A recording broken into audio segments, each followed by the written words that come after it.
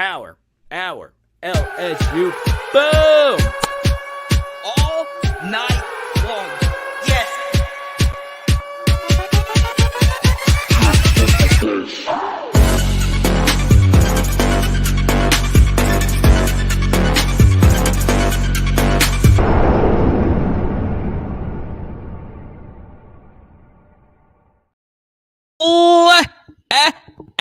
Let's go. I'm looking at you. We are 2 weeks away from the start of LSU football season.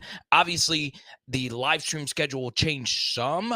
Tuesdays, Thursdays, Sundays, 8:15 Central.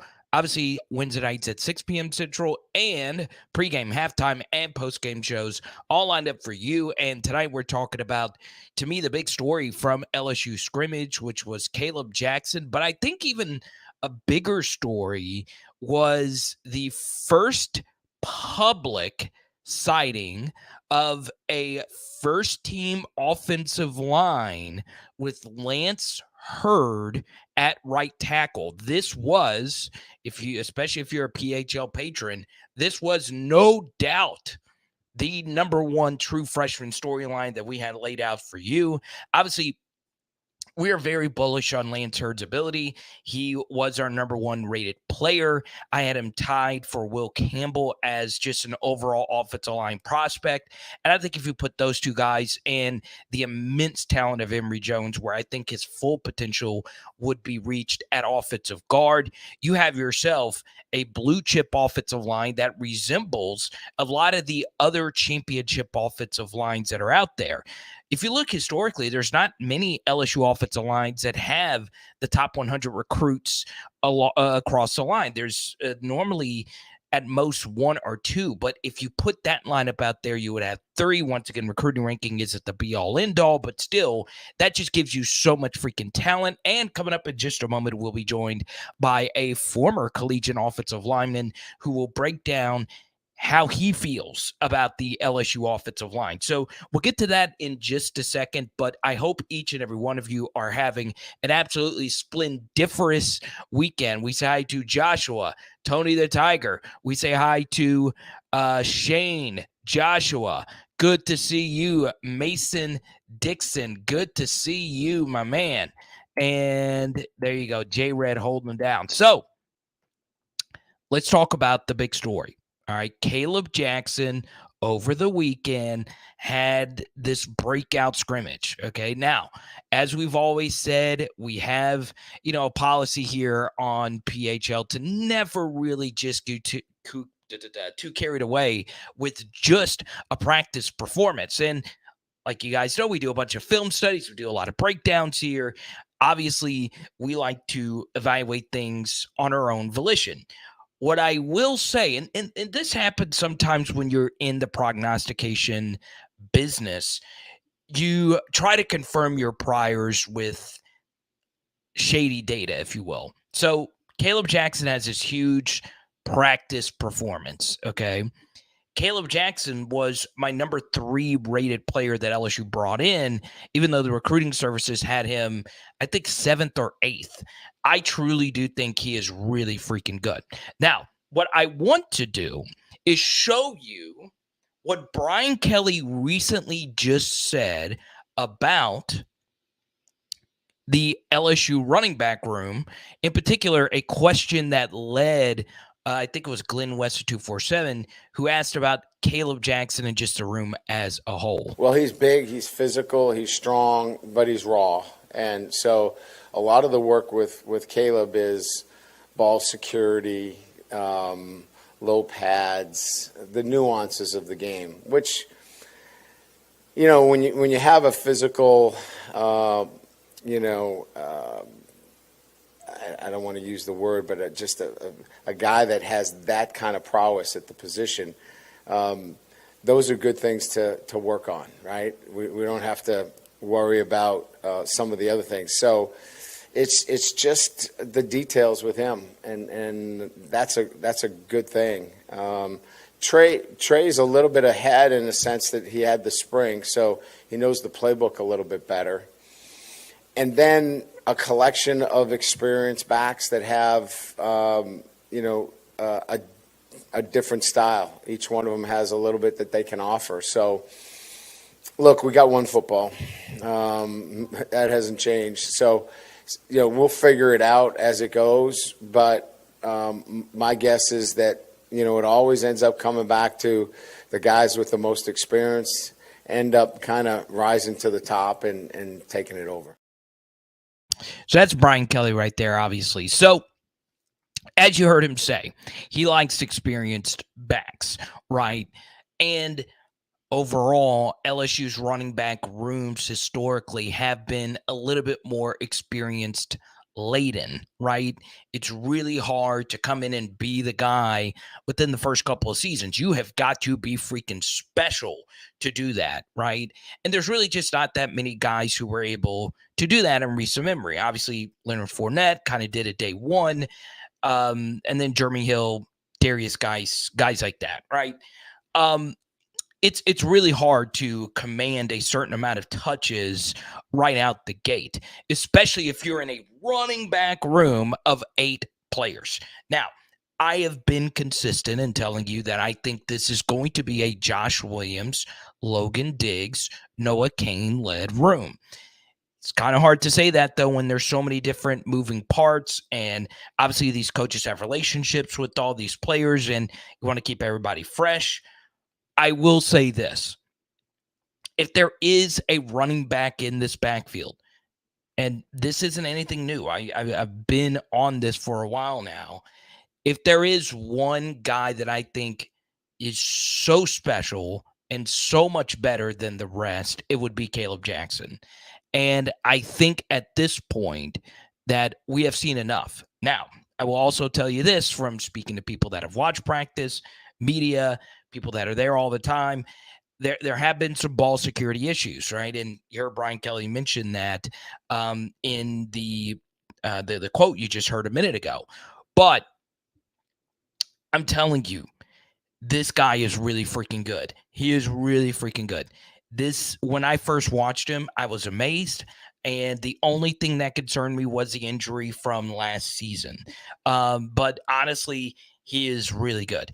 And the truth is, running back at the SEC collegiate level, I want someone in the chat right now, or someone that has known me for a while, what type of running back do I love?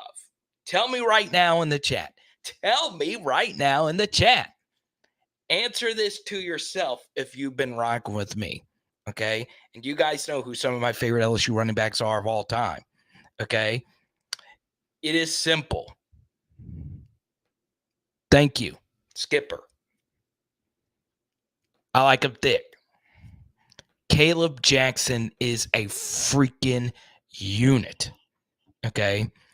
If you go through historically the LSU running backs in the modern recruiting era, okay, we did a whole week of this last year on PHL on how to predict which running backs at LSU will succeed and which ones won't. There's only one number you got to go look at. It's weight. Every single LSU running back that has come into LSU 205 and above, they have succeeded. Every single one in the modern recruiting era. It doesn't matter how good you are as a prospect. It does not matter. You can be an elite 5-star like this guy right here, okay? Or you can be a 3-star like this guy right here. Doesn't matter if you're Leonard Fournette, Jacob Hester. It doesn't matter your recruiting ranking. If you're thick, you got a chance. That's all there is to it. And you go look at some of the running backs that didn't succeed, that had really good recruiting rankings, they were not big. It's that simple, okay? Now, it's obviously there's more to succeeding at the running back position, and there is, if you're over 240, then that's too much. But the truth is, KALEB Jackson is a healthy 215, 220. He has been clocked over 21 miles per hour, and he is a sub 11 100-meter guy. He doesn't have the absolute most wiggle but he is violent. He is difficult to bring down. He makes people miss, and he's got the home run hitting ability that, quite frankly, some of the other backs in the room just don't have. Now, I have long banged the table for Josh Williams. I felt like he has been disrespected some this offseason. But for the most part, LSU sent a message bringing him to SEC Media Days, and we saw how good Josh was for us last season. I hate using the word special a lot, but Josh had a lot of special plays that most running backs can't make. So I'm still a big believer in Josh. I'm still a big believer in Logan Diggs. I love those two in particular. Trey Bradford is very interesting. Noah Cain had a really high success rate. But when it comes to ceilings, and at LSU football, we want to reach for the stars. We want to hit ceilings, okay? In the famous words of Kenny Hilliard, we want no ceilings, baby. You've got to go for it. And Caleb Jackson must be played this season early and often because he did some things at the scrimmage that not a lot of people can do with the football in their hands at any level. And the runs were special. You saw one of them just in. We might get to a few clips. They're kind of grainy from people that were at practice, and well, I won't get into all that. Still, the runs are really freaking good. All right. Now, the long one that you saw a minute ago was against a defense that had a lot of backups in there, but it's still crazy. It is still crazy how good this guy can actually be at LSU. Now, if you go to PHL's Patreon, you can go. Everybody that signs up gets a Joe Burrow card in the mail from me. Okay? If you sign up for the PHL Patreon, you will see every single grade that I gave every single prospect that is a part of this team right now as true freshmen. Okay? 5 of them got day 1 grades. And we've already talked about 2 of them. If you want to see it, patreon.com/LSU football. Okay. Here's a good question right here. Can he hold on to the ball? That's going to be the thing. Ball security.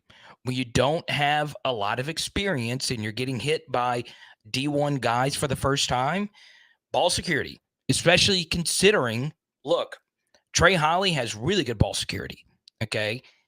He's also played a lot of football. He's got far more repetitions.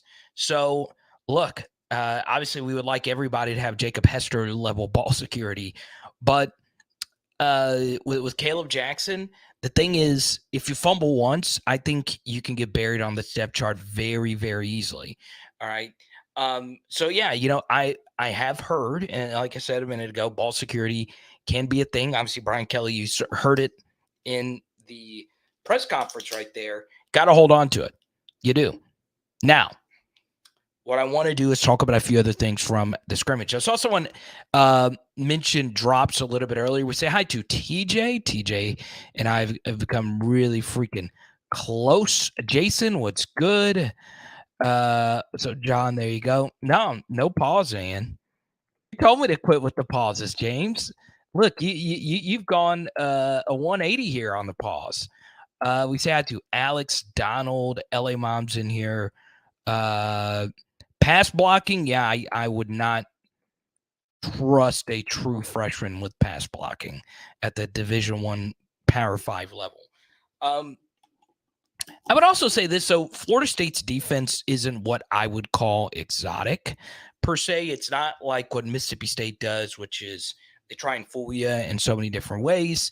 I'm telling you right now, though, I truly do believe in Caleb Jackson's ability to be a contributor year 1. I will never lead you astray with that. When I give someone a year 1 head nod, I truly do believe that guy is ready to contribute to the team right now. Okay. It's really hard to do this when you're 18, 19 years old, going up against adults, right? You're so used to dominating each and every person and going up against slower and not as great competition. It's hard making that leap. It's hard for anybody. So the simple truth here is this guy is the real freaking deal. Now, I want to welcome someone in, and I'm proud to announce I am Very excited to be on the show each and every Monday. Now, sometimes we don't get along. Sometimes we don't, and that's all good. But every Monday, 7:30 Central, Blake Rafino, AYS, one of my freaking favorite shows on the planet. We say hi to... What do you mean we don't get along? Sometimes we get into it, man. That could be the case tonight. That could be the case tonight. Are you feeling froggy? If so, leap. Oh my God. Why? Why do this? Why do this? I'm not a dad yet. I'm not a dad yet, though. I can't laugh. I'm not a dad yet. Well, I have people calling me out on Twitter wanting to box, celebrity boxing. They want me to, fight them in the Smoothie King Center. This crazy week, dude. I don't know this guy's name. No. I'll fight him. Is he big? No, apparently not. Okay. But he hasn't been around me though, so I don't know. Wait, so there is a celebrity well, first of all, congrats on getting the celebrity status. Hashtag I guess. Big time, man. Have you ever boxed before? Yeah, my dad put us in boxing when we were kids. Me and How'd my it go? brother. I didn't like it. I wouldn't either. I just think it's boring. Well, it's how I broke my nose the first time, really. Really? You took a what is it, a sugar shame? Yeah, I was 11 and the kid was 16. Punched me right in my shizite. Oh my God. But it was all right. I won 3 of 4. So the fourth one I just got my ass. I think the only other person on the planet that loves KALEB Jackson more than me is you. All right. Carter, I don't care who it is or what it is. I wouldn't even care if it was the third team. He had 2 touches for 95 yards and 2 touchdowns. Oh, was that good? I mean, so he missed a tackle from Weeks. LaTerrence Welsh couldn't get him down. So that's either one of 2 things. Either he's really good or the depth behind him or in that second unit isn't as good as we think it is. So that's the ultimate question because, buddy, I got to tell you, I do start questioning a little. And maybe I shouldn't because here's how I know that they're struggling at corner. They put Sage Ryan out there.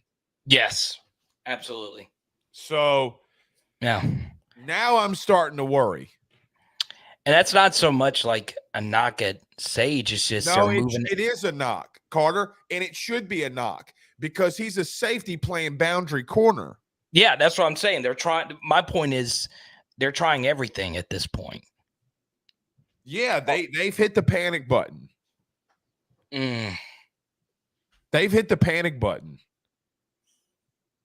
Right? Yeah. No, I mean, I how else would you explain it? No, that's the only way you can explain it.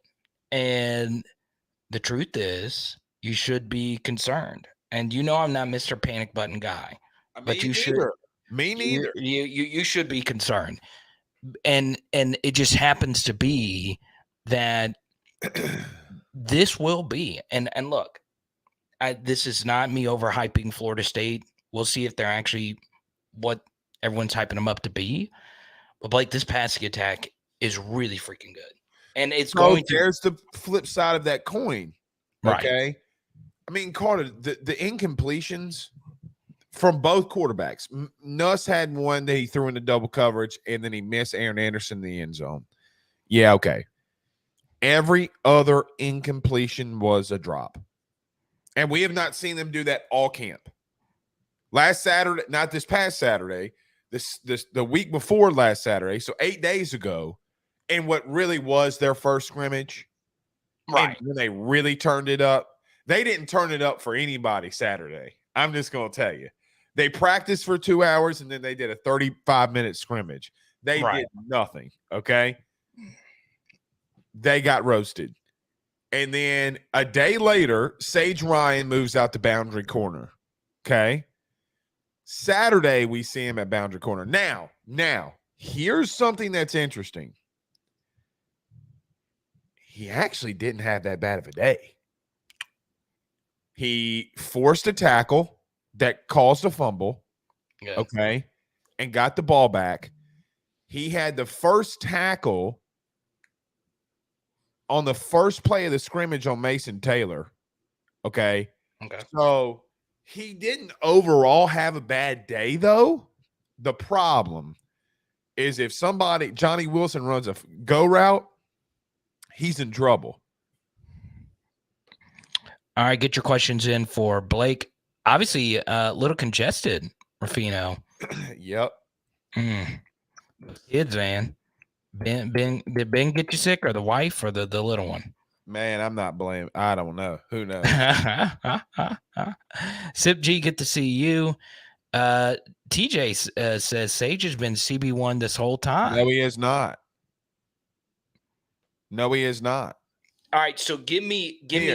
I mean, I've been at every. I mean, we're at every practice, Carter. Give me your. Let me ask you this.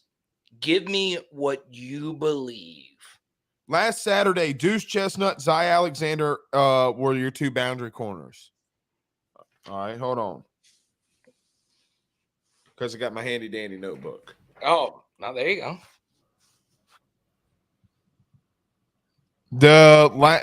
I went a week before that. No, it's always been Deuce Chestnut and Zy Alexander. So you think our starting secondary will be Deuce, Zy, obviously. Who knows? Yeah. I don't think we know. I don't think we'll know until game one. Right. Let's go to Jason here on the wide receiver drops. Blake, I'll always be honest. You've been straight up about the drops. BTJ has had you think it's fatigue? I think yesterday. I'll give him fatigue. I give him fatigue over concern because of how they've been performing. Right.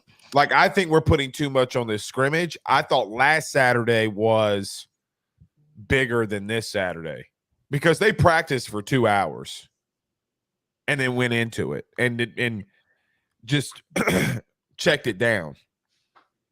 So, I mean, the play calling, if we're being real, was kind of subpar offensively. They made Jaden make decisions. They made Garrett Nussmeier make decisions quickly. They did not force They did not let Jaden allow, because of the pressure they sent, Carter. Like, they sent blitzes on probably 45-50% of everything that they were doing. They made him they forced him to make quick decisions. So, Jared, thank you for the super chat. You get the first question, Jared. Thank you for the first super chat of the evening. And in honor of Caleb Jackson, if we get to a hundo tonight, we're going to give out. I don't like giving out my Lennies, but it's a big night. You're here. I might send $95 right quick. Well, is that card worth on it $95? It's well, it could be if that's what you really love. What's the card's face value? This one, I don't know, because it's numbered. That's what I love about it. It's numbered out of 100. So I'd say probably $20 card. But it depends. Like, I don't like giving up my Leonard Fournettes. I don't give out the Leonards. And I send a prize package and all that stuff. You know how I know? Here we go. You know how I know? What's that? If you sent me Joseph Adai, which I do adore. You know what else? You know what else you sent me? Actually, this one's worth some money. Jerry Stovall. Yeah, that's right. That with the purple ink, that's hard to find, man. The purple ink. Van's already got us to a hundo. Thank you so much, Van. Appreciate it. Look at Van, dude. He's a dude, bro. He said something the other day on Twitter. Don't gas him up. Don't gas him up. Van said something the other day on Twitter. I forget what it was. That shit had me rolling. That dude's such a great follow, dude. Dude, follow Van at your own peril. I was done, son. I was done. No. Van was putting up Jordan numbers during the Montgomery brawl. Dude, it might have been something with the Montgomery brawl. It was so funny, bro. I sent to my text group. I said, thank God I ain't got to carry this gun around no more. I just so I sent a chair, a picture of an aluminum chair. Hey, and then one of my buddies, he took a picture because he's got like aluminum chairs at his work, at his business, and he took a string and put it around the aluminum chair and put it on his hip. And dude, he got one of his buddies to film him walking into lunch, and he walked in with an aluminum chair.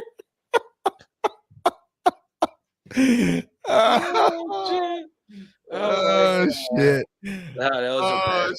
That was funny. I'm glad that all happened. I hate that all that happened with all the violence, but I'm glad it happened before X dissipates here. It's not going nowhere, dude. You think we're good? No, it's not going anywhere. The volume's too high. The volume's way too high. And then, I don't like to get political, but the Orange Man said he was coming back. So now it's never going away. What did Van say? He says Baton Rouge. Blake, where is Daniels right now?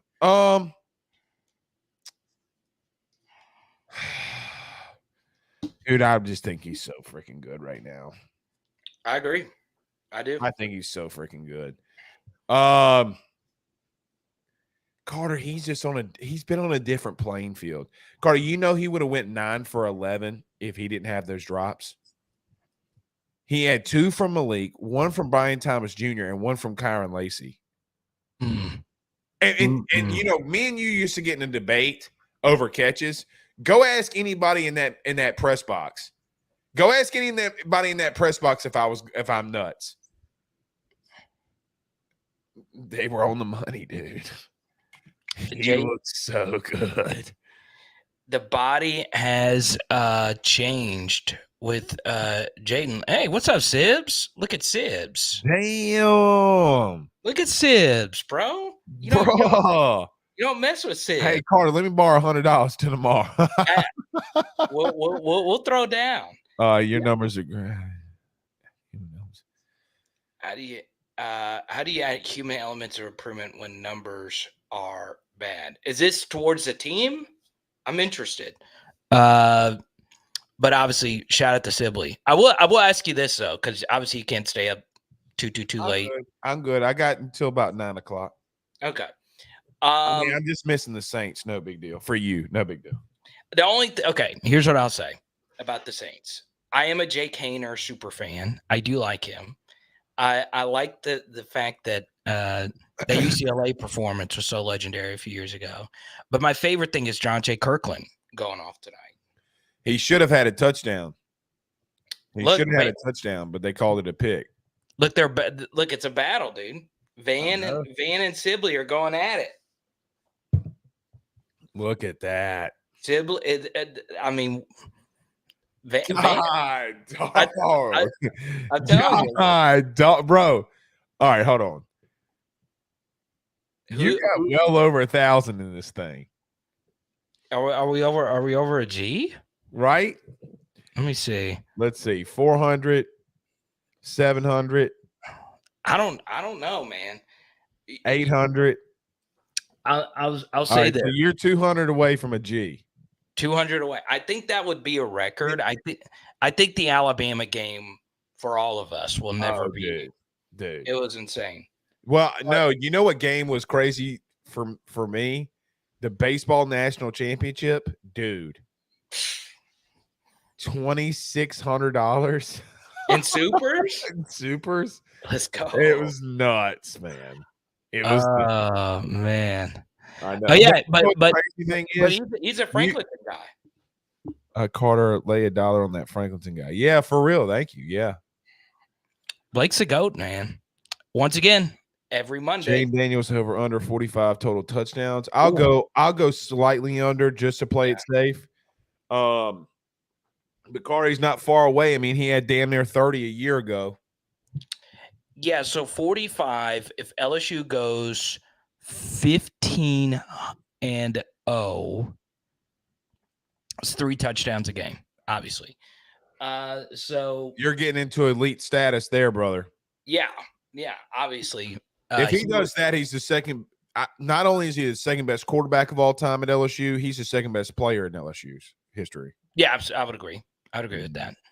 Especially if you look at it from a single season. Now, as a career. But see, that's the thing, Carter. Like, what's an extra year? Like Patrick Peterson and Jane Daniels, what's the difference? A year? Yeah, well, a lot. Okay, Tyrann Mathieu. I mean, if you are we going to do another GOAT there, debate? Are we going to do another GOAT debate right now? All right, no, because I want to talk football on the field now. All right, exactly. But if Tyrann Mathieu only played two years, right? If Tyrann Mathieu played the third season, he would be number 1. You know what's worries? You know what does worry me, Carter? Can I tell you what worry? You know, we talked about what worries us. DBs worries me. Yeah. You know what also kind of worries me? What's that? Josh Williams. We talked about that privately, but we'll do it publicly now. Well, I said it on my show earlier. Josh Williams is starting to worry me. You know what else kind of worries me a little bit? What's that? Maybe they are just keeping him out precautionary. So is Mason Smith being out. I mean, yeah, no, I agree with you. Precautionary for what? Like at some point you got to I get your 2 weeks out. I get that. Right. But you got to get him some reps. I am more so, even though it's not as serious, I'm more so concerned about Josh at this point. Because as you know, offense is a lot more about timing. But the problem though, Carter, with the Williams thing, you don't need Josh Williams to win. Caleb Jackson just proved to you that you don't. I disagree. You don't need him playing significantly amount right the way that he did last season to win. Logan Diggs, Noah Kane, Caleb, Trey Bradford. Bro, by the way, Trey Bradford is gonna play. Okay. I thought you were just saying between those two. But no, I agree with you. I think very well with Josh. Armani Goodwin. Yeah, I think with Josh in particular, the guy that would scare me the most is Logan Diggs. Because I don't think LSU is going to want Caleb Jackson to be the pass protector, third down. They might not have a choice. Right. No, I agree with you. And that's what we led the show off with today is like for me. They might not have a choice. For me, my number 3 guy coming in was Caleb Jackson. I only had Lance Hurd and Sheldon Sampson. Why would you want him pass protecting? After what you just saw? Yeah, so I'm saying. Throw him out in the flat and let him catch it. Right. So the bottom line is you don't know if he's going to go 2 yards or is he going to take it to the house at this point. Because every time we see him, he's taking it somewhere. He's not going down. I will say this. I think Caleb, and this has just been my take for forever. And here's the thing. I agree with Van on this too. But here's the thing. I want people to understand, obviously, Blake and I are in agreement here on Caleb Jackson being great. We felt this way before this last weekend happened. So none of this really, the plays. Me. Yeah, it didn't shock me. I mean, the plays that he made were spectacular. They really were. But it doesn't shock me that Caleb Jackson has done this. Historically, the data, the film, all that stuff showed that this guy can be something really good. I will say this about Josh, though. I think, especially when you factor in Logan Diggs, who has also played in a lot of big spots. The one thing I really like about Josh is how clutch he was last year in big spots for LSU, right? And I worry now, like you, Blake, that he hadn't really practiced at all. Missed spring practice, no big deal. Spring ball is overrated. But fall practice, I am worried. A little. Well, the flip side of that, okay, so we talked about Josh Williams. Now let's talk about it, Mason Smith, because Jacoby and Guillory is the guy that comes in now. Right. That's a problem, and that's nothing against Tank. You were counting on Mason Smith to be a massive part of your defense, right? And if the secondary continues to go the way that they're going, you can survive. You've shown that you can survive without Josh Williams, and more than survive. Carter, they scored 70 points without him. Okay, I get it. But I get it's against Purdue. You need Mason Smith to go off. You do. I agree. No, I'm total agreement. I like Jacoby and Guillory. I do think you can get away with Josh Williams, and I agree with Van on this. Okay, the blocking, the smarts, the competitiveness. He's not like, and I'm not saying I don't want Josh Williams, but if push came to shove, we need Mason back more than we need Josh Williams. Ask Blake when the Demons go back to the Dome. They don't. Next. Should do a show. So much trouble about that. Do a show together. Okay? So you're a part of an illustrious group. Okay. Van has been a 3-time guest. You've been a 5-6 gazillion time guest now, and Slade Roy. Y'all the only ones that have made the multiple appearances. That lets me know that that dude has the life. He snaps for LSU. He plays Xbox all the time, and he gets to come on a show with you. Dude, Slade's my guy, man. I gave him his first shot to be himself. He's kind of freaking out because he got Steph Curry to sign a shooter sleeve many years ago. You know, like the Allen Iverson shooter sleeve? Okay. And that thing's worth something if you find it. The greatest shooter of all time signed a shooter sleeve. So I'm like, Slade, you got to find that thing, man. You got to find that thing. If the auto is good on there, especially an early auto, that's worth a lot of money, dude. All right, let's. About Diggs. Diggs didn't go Saturday, right? All right, so I think it's gonna be Noah Payne. I think play one, drive one. They don't have to. Okay, I need to be careful on how I say that. Noah Cain deserves to be the first running back that runs out there. I agree. He's been there since spring, while the running back room only had 2 people. Well, and everybody's been out. Everybody's seen a day. Everybody's gotten their day. Noah Cain has not missed one. So, and I will tell you something now. Don't sleep on him. Don't sleep on him. He's Nick Brissett, dude. No, okay. Think about it. Probably going to have 1,000 yards, might have 8 touchdowns, 9, 10, 11 touchdowns. He was in double digits last year touchdown-wise, wasn't he? He led the team in rushing touchdowns, not named Jane Daniels, correct? I'll look it up for you real quick. One stat, though. All right. Outside of touchdowns, did you know that in the SEC last season, there was not a running back with a higher success rate than Noah Cain? As in, every time he touched the football, he had a higher rate of having a successful rush than any other back in the SEC. Now, once again, a guy like Quinshon Judkins, those numbers go down if you have a high volume. But the truth is, when Noah Cain got the few opportunities, you're right, 10 touchdowns, he was the number 2 guy behind Jaden Daniels. When he got his opportunities, Noah Cain made something of them. All right. It didn't always look the prettiest, but people forget at the end of that Arkansas game, he almost had a spectacular run to win it for us. So, Carter, and he's at 5.4, but Josh Williams, 532.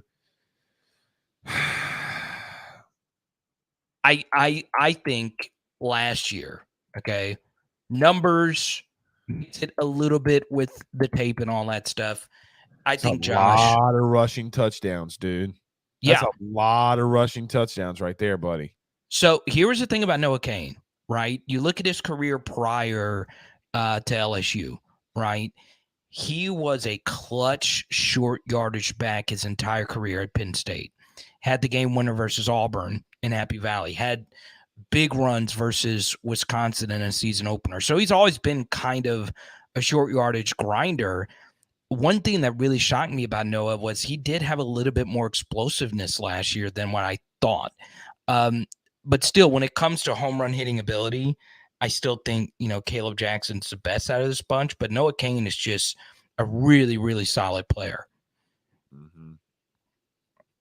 Yeah. All right. Now, go ahead. Let's move to the wide receiver room. You've been at practice every day. You and I do differ on some of these pass catchers. So right now, give us your thoughts on how you feel about targets, target share, and all that stuff as we move forward at wide receiver.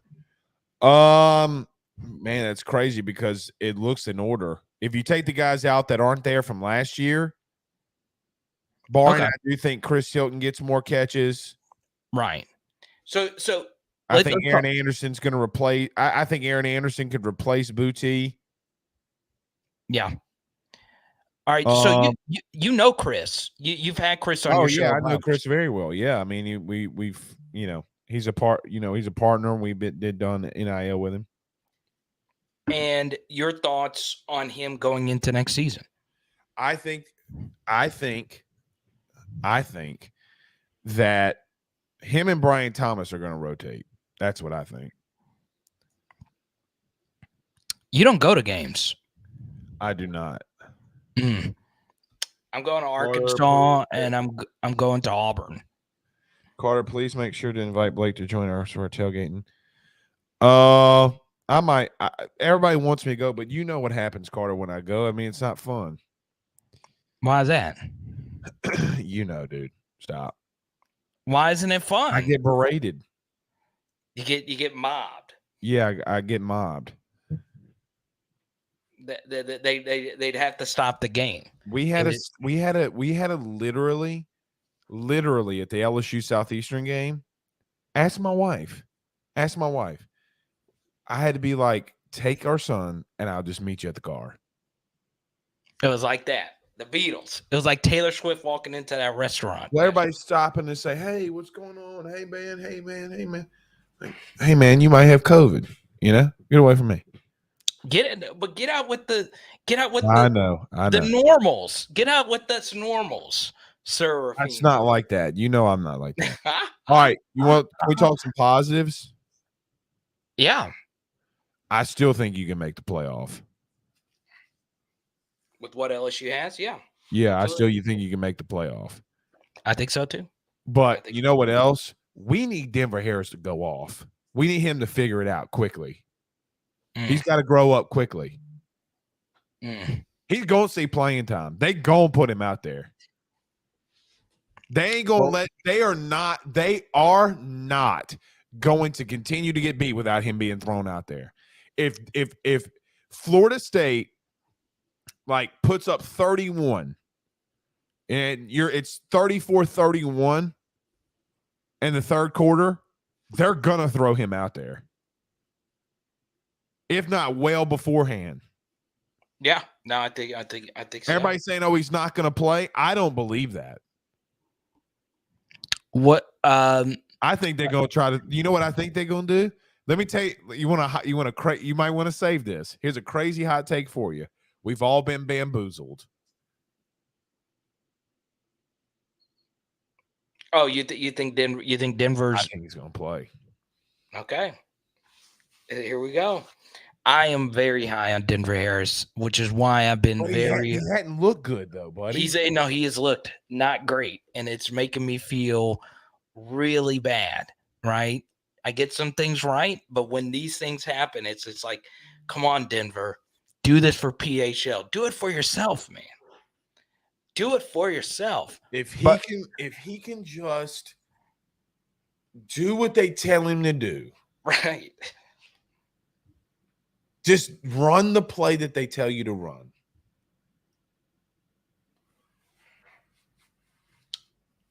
Lance Hurd gets we get the dream. We finally get the dream of seeing him run with some of the first team. Your thoughts? Did not think he had a great day. Not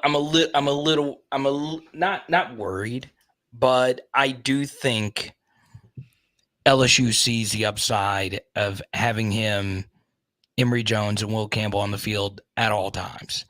I do also think, though, what LSU had last year was a little bit of a unicorn situation, having two true freshman offensive tackles play, for the most part, very well. They're trying to get him up to speed as quickly as possible. Right. To get the highest upside offensive line out there, it's hard, man. It's hard. It's not physically. Some of it's physically. Like he's getting, like if you put a good speed rusher on him, he's got problems. Yes, he's got problems. That's been it. You're not going to overpower him. It's not. Look, I've seen 20 dudes try this summer. 20 dudes fail.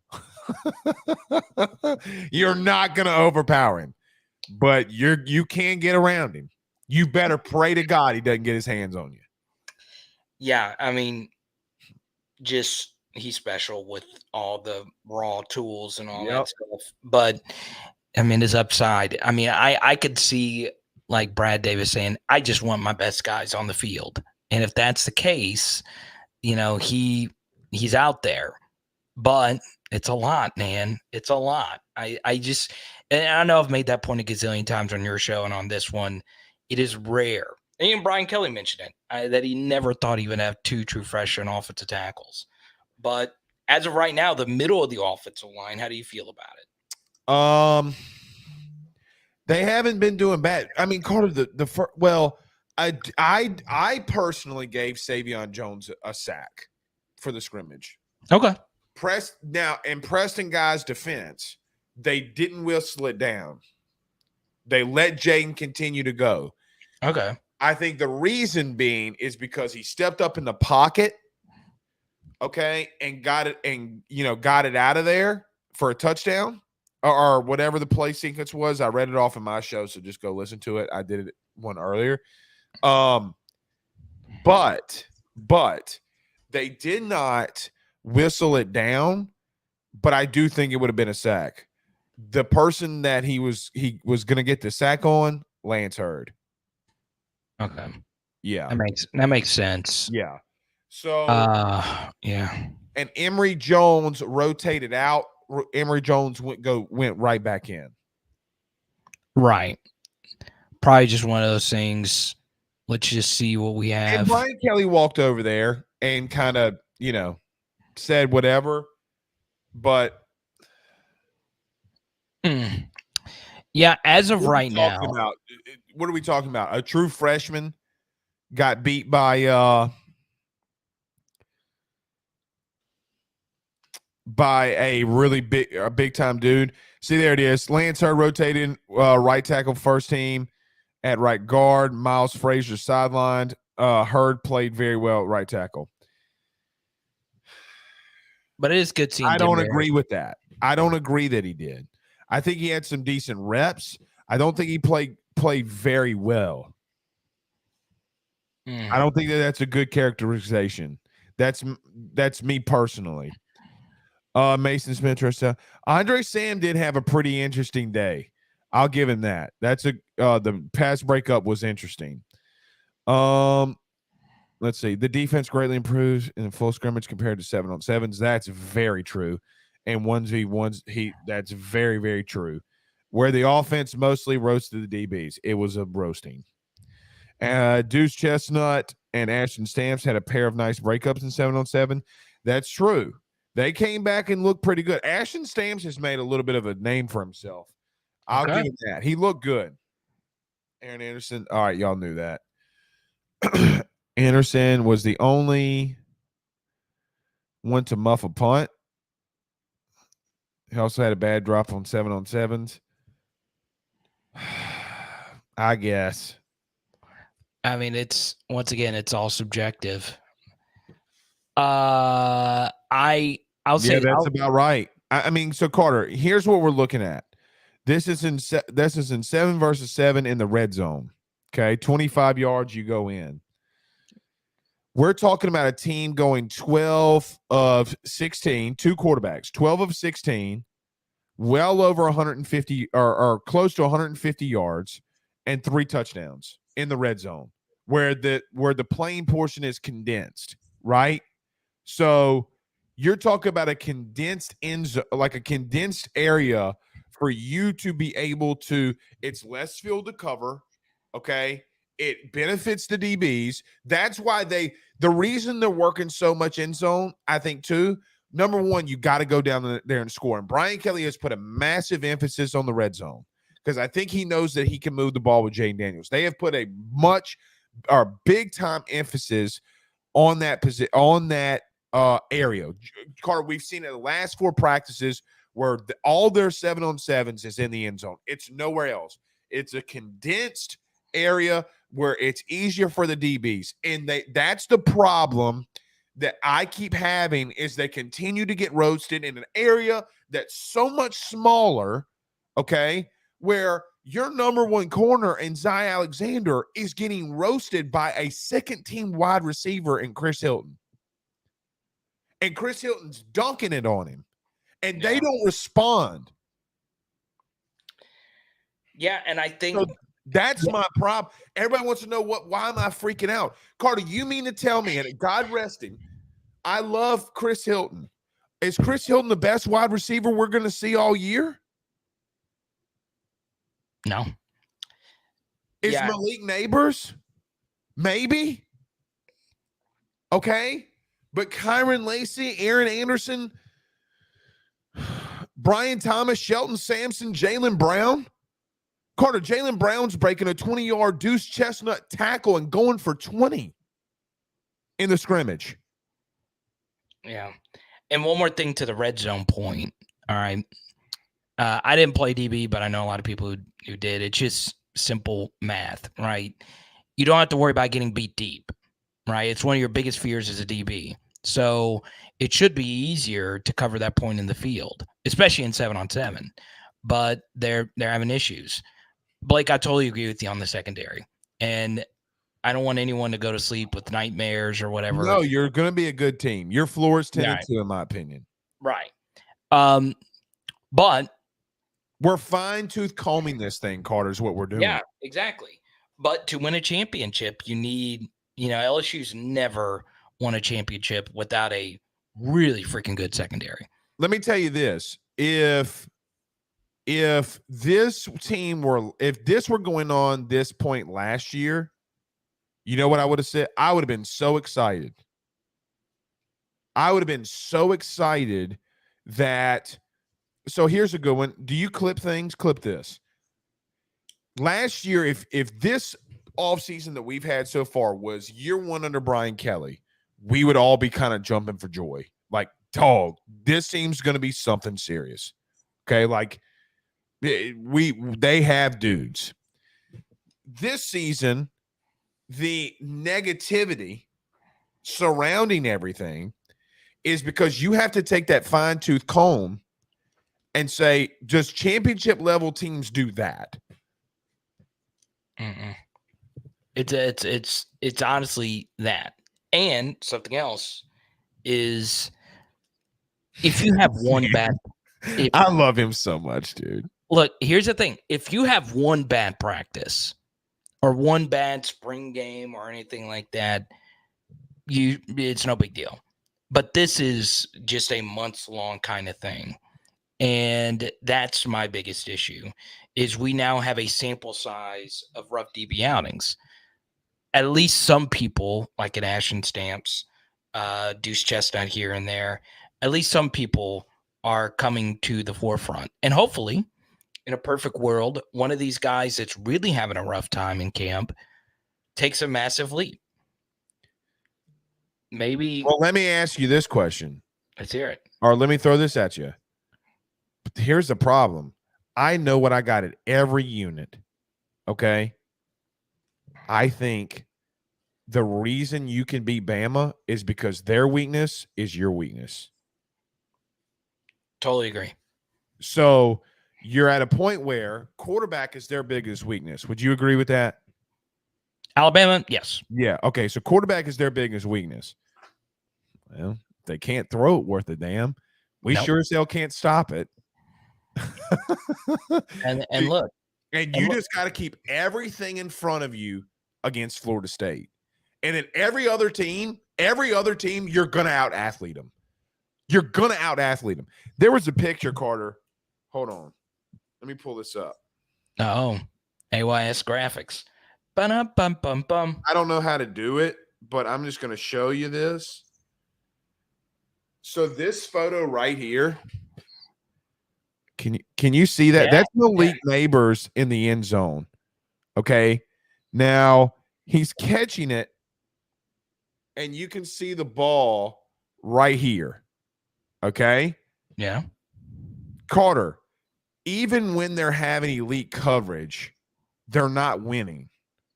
Right. Like, that's elite coverage. Would you not say that that's elite coverage? Yeah. Yeah. Okay. That ball was caught for a touchdown on a fade route from Jaden. So let me just throw this out there, okay? If that's what I have to go against when I look at this team, Carter.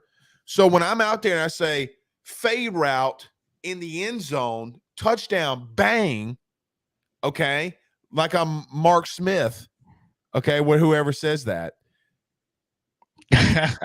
But Mark Smith? What's his name? It's Mike Breen. Mike Breen. Like I'm Mike Breen, bang. Okay. I was like, but that's my point. It's like, Carter, they're making that throw and catch. That is, I hate using this comparison. That is 2019 level offensive shizite. When you're throwing a fade route in the back of the end zone, and y'all just saw that picture, and the DB is damn near penalizing himself, okay, and causing a pass interference, and he's all up in his shizite. Carter, one-handed Malik Neighbors and company are coming down with it. It's gotten so crazy in that wide receiver room that Kai Prean is in the back of the end zone, one-handed it over Denver Harris, then standing over him. Then I haven't even mentioned Kamarian Pimpton, who Carter might have 10 touchdowns this year. I love him. I can't get enough, man. That's way too many. He might have 5 touchdowns this year. Yeah, and but he will have 10 year 2. Oh man, I love it. I think, okay, on the count of 3. How am I trying to get you demonetized? Nah, you didn't. Because I think we might have said shit one time or something. I don't know. You do know that they don't demonetize you for that. Oh, for saying poop emoji out aloud? Yeah. So you just can't say the F word. Ashton Stamps, freshman has the best season is Stamps. By the way, Blake, you fumbled last week with DK Moore, but it's all good. You made it up. How did I fumble? Okay. You told me to never bring it up. I've never brought it up once, but it is still my favorite AYS moment. Oh, you're talking about me not dabbing him up? Yes. It is the greatest thing I've ever seen in my life. I didn't see him. But that was the quickest recovery I have seen of a dap up. Because my brother was like, "Hey man, he's trying to dab you up." And I turned around and I dab him up. And I'm like, "Damn, bro." I think I actually have it saved on my phone. Please don't show it. Please don't show it. Yeah, okay, that's what I'm saying. I want to unlive that moment. You told me to never speak of it again. But you brought it up. I said, "How did I fumble?" And you were like, "Well, I didn't say anything. Bro, can I tell you something go ahead. freaking hilarious? Do you know how many people were in my DMs saying I fumbled the bag by not dabbing him up? Oh, do you think he hates you now because you left him hanging? No. Oh God, no. I think he's awesome. I Yeah, think he's a good young man. No, we cool. All right, I do have it saved right here. I could play it. Just play it. I know All you right, want to so bad. No, You know what I'm gonna do because you have $800 in here on What's that? on your super chats. What's that? I'm gonna when you play the video, I'm gonna hit you with a copyright. He should. You should. to get a 50-50 share of this. You should. It is worth this. It is worth this. Yeah, play it. Let me hit you with that copyright. Go on ahead. Go on ahead. God, I really hope you don't get a copyright now. Me and Mr. Beast have to deal with this. We are the only two people. Here we go. He makes so much money. I can't believe I'm trying to make sure I get this. Yes, okay, this is it. All right. Dude, if YouTube continues to have him, they will never go broke. Never. Ever. He is the biggest commodity to YouTube. Okay. Let me delete It's this. insane. All right. Here we go. Let me get it this way. All right. That's it. All right. Here we go. Blake Rafino with my God. Future Odell Beckham Jr. right here. I can't even look. I'm not looking. Here we go. And you left him hanging. No, I didn't. You left him hanging. You left him hanging. I don't care. I thought it was great. All right, here we go. Can't believe that you I was gonna. But see, I'm not looking at him the whole time. Like, watch. I turn my head. See, like I turn my head. No. I turn my head, bro. I turn my head. That's a quick save. That's a quick save. But it was awesome. Big moment for you. I thought it was funny that he went through the motions anyway, though. You know what I mean? He went through the motion anyway. Yeah, congratulations on that. Did you hit a what 1,500 2K total live viewers? Not if you add Facebook, yeah. YouTube, add Facebook, you're about 1,500 live yeah, I had a Josh Pates episode. Oh God, yeah, he's massive. Yeah. But by the way, his he kind of let some people know he does that power rankings thing as his poll every week. Yeah. And he'll change it if something's like ridiculous. He had Texas A&M in the top 15. I believe in him this year. One of my favorite plays is Texas A&M over 7.5. If Jimbo lets Bobby be Bobby, they're gonna cook. They're gonna cook, man. But if he don't, it's gonna burn down. It's gonna burn down. I watched a Manziel documentary last night. I'm ready for this Swamp Kings one. It better be more than an hour. Swamp Kings. Oh, with the Florida Gators. Yeah, it needs to be like a 5-episode thing. Who's your favorite player on that team? Oh, actually, I hated pretty much everybody on that team. Oh, me too. Despise them. If there was Percy Harvin. Yes, Percy was Timothy Chalamet.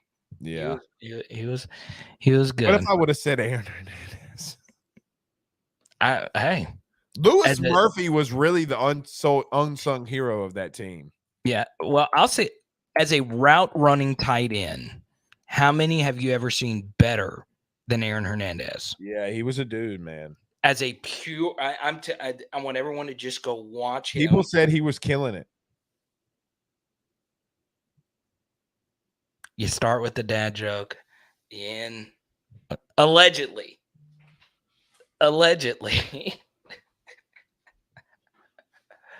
Oh man, college football documentary you want to see next? Ooh.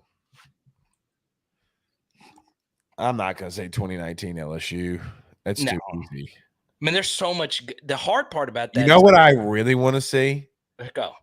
I really want to see Jeremy Pruitt at Tennessee. Yes, I'm with that. Jeremy Pruitt, Tennessee would be ridiculous.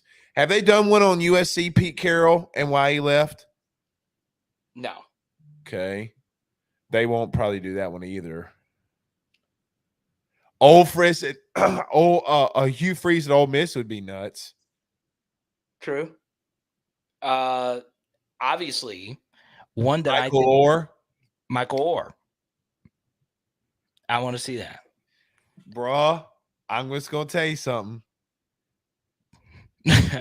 People said that my dude was trying to people said that dude ran out of money. Orr? Yeah, and that some of these documents that he claimed he had were falsified. Well, he just got married, so who knows? She's after she hey, they got power struggles in that thing. This would be mine if we ever got to the bottom of what actually happened with the Bobby Petrino motorcycle accident. Yeah, it's a good one. Interview. I shared this on What your show. what if they started a documentary and he was like sitting down on an aluminum chair and he had the neck brace on? He goes, I've had this for 12 years. That would be my number one is Petrino and the KALEB. But the one mystery is the most insane thing I've ever seen happen to an SEC football player is Arkansas quarterback Brandon Allen. Did you know this story? Yeah, some of it. Some of it. He got his truck burned down to a crisp. I've got to know who did that. I've got to know the fan who hates a collegiate athlete so much you would set ablaze their pickup truck. Black OT says Tyrann Mathieu documentary. There hadn't been one on his college career. So I guess, I guess that would be mine. That would be mine. Wouldn't be a bad one, brother. All right, buddy. I know you got, what time are you getting up in the morning? Oh, 5 o'clock, like every 5 morning. a.m. 5 o'clock on the dot. So what is your breakfast? What do you eat? Oh, I don't eat breakfast. I wake up and don't eat for like 3-4 hours because I'm up so early. I can't eat that early. What do you mean? You don't eat anything? No, I normally don't eat breakfast. I eat a massive dinner though. Okay, what was on the docket tonight? I had grilled chicken. I believe it or not, we make this like side Raising Cane's type dip. Dog was fiending for some of that Raising Cane's dip. And you say you're a good cook. You're a good cook. Yeah. Oh yeah. So I actually, believe it or not, I've just eaten a lot of just like paws, but meat. I don't like the sides. Well, I do. By the way, I saw that steak you had. Let me just tell you something, buddy. If you're gonna eat steak, buddy, we eat ribeyes. Ribeye is the best part of a. Oh, please. It is.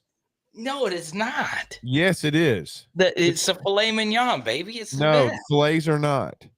You haven't gotten it cooked right.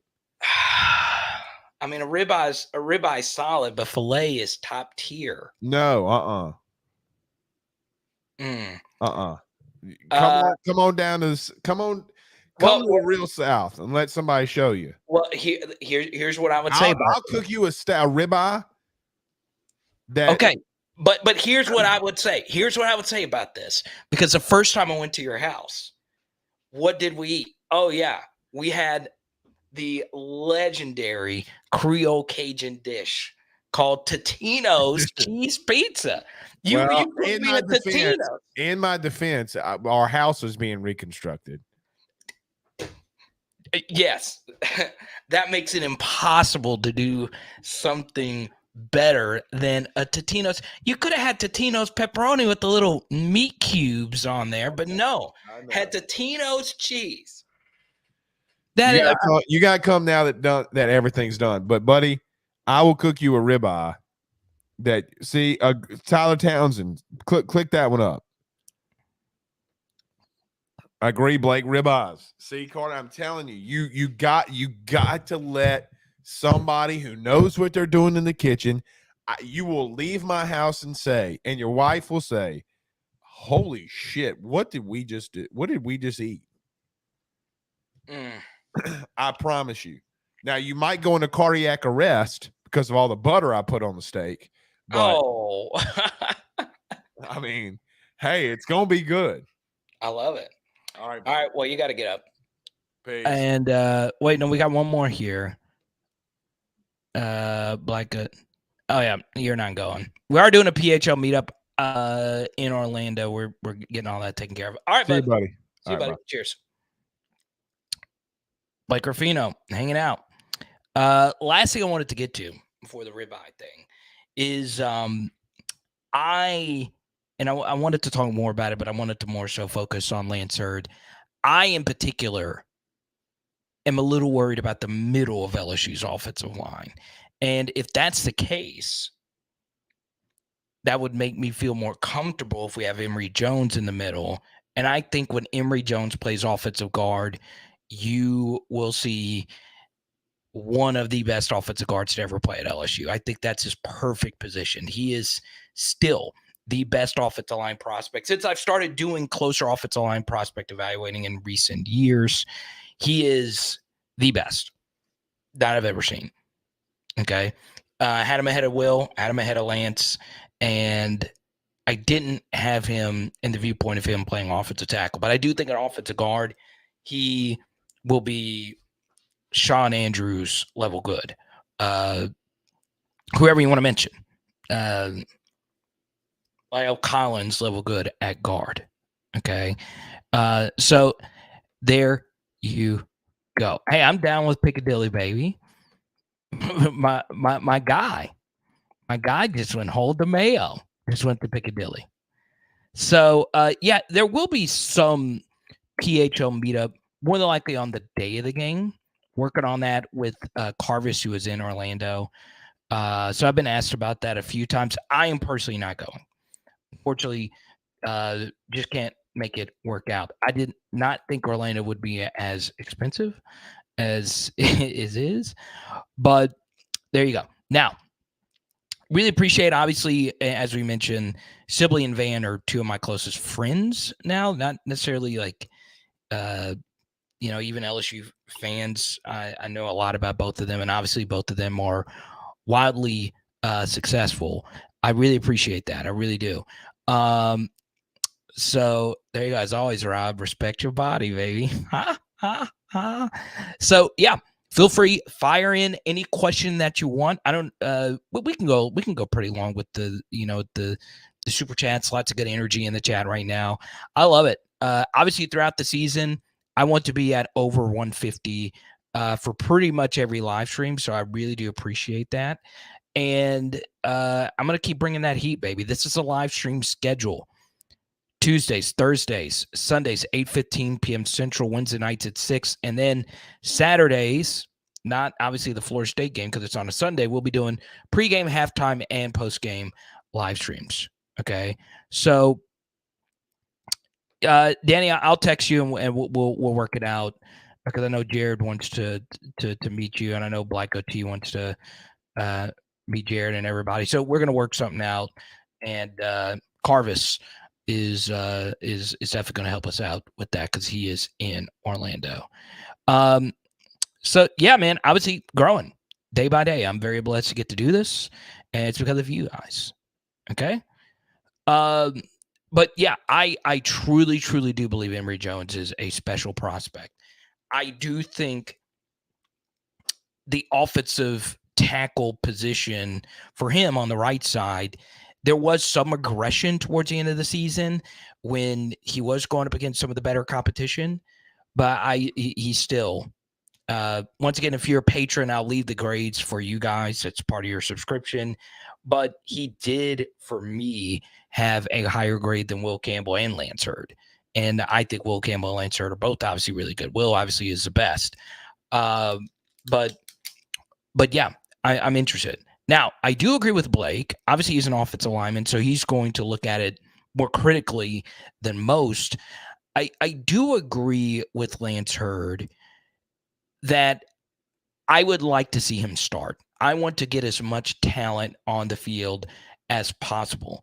I do not think, though, this is a situation where you start him game one versus Florida State, where, last year we didn't start our absolute best guys in game one versus a defensive line that had a ton of NFL players, obviously Florida State.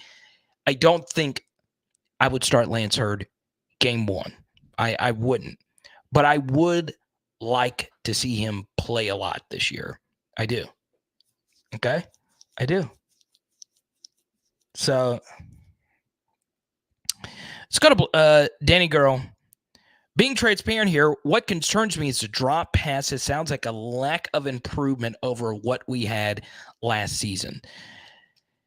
Yeah, drops are an issue, and we had some drops last year. I do think, Danny, as far as the wide receiver drops last year, it was a mixture of the throw wasn't the absolute best, and it was a mixture as well of guys just dropping passes. Now, if you go to Power Hour LSU on Twitter, Instagram, I want to ask you guys about TikTok. My TikTok is actually kind of blown up in terms of numbers compared to my other videos. I did release a video on Kayshawn. He had a big touchdown yesterday, and it looked like old Kayshawn. Now, Kayshawn was terrible last year with the standards that were given to him or that he had set. Like, he wasn't bad for just anybody, but he was terrible for his own standards, right? He dropped a lot, and so on and so on. We just couldn't get the timing down. But he did have moments, obviously, against Florida and against Alabama and so on and so on. I do think Malik Neighbors out of the slot, because the issue, we were playing Kayshawn a lot in the slot in some big situations, and him and Jaden just could not connect. I think Malik Neighbors in the slot is going to be something you're going to see a lot of this next season. I also think Aaron Anderson in the slot is going to be something that you're going to see a lot of next year as well.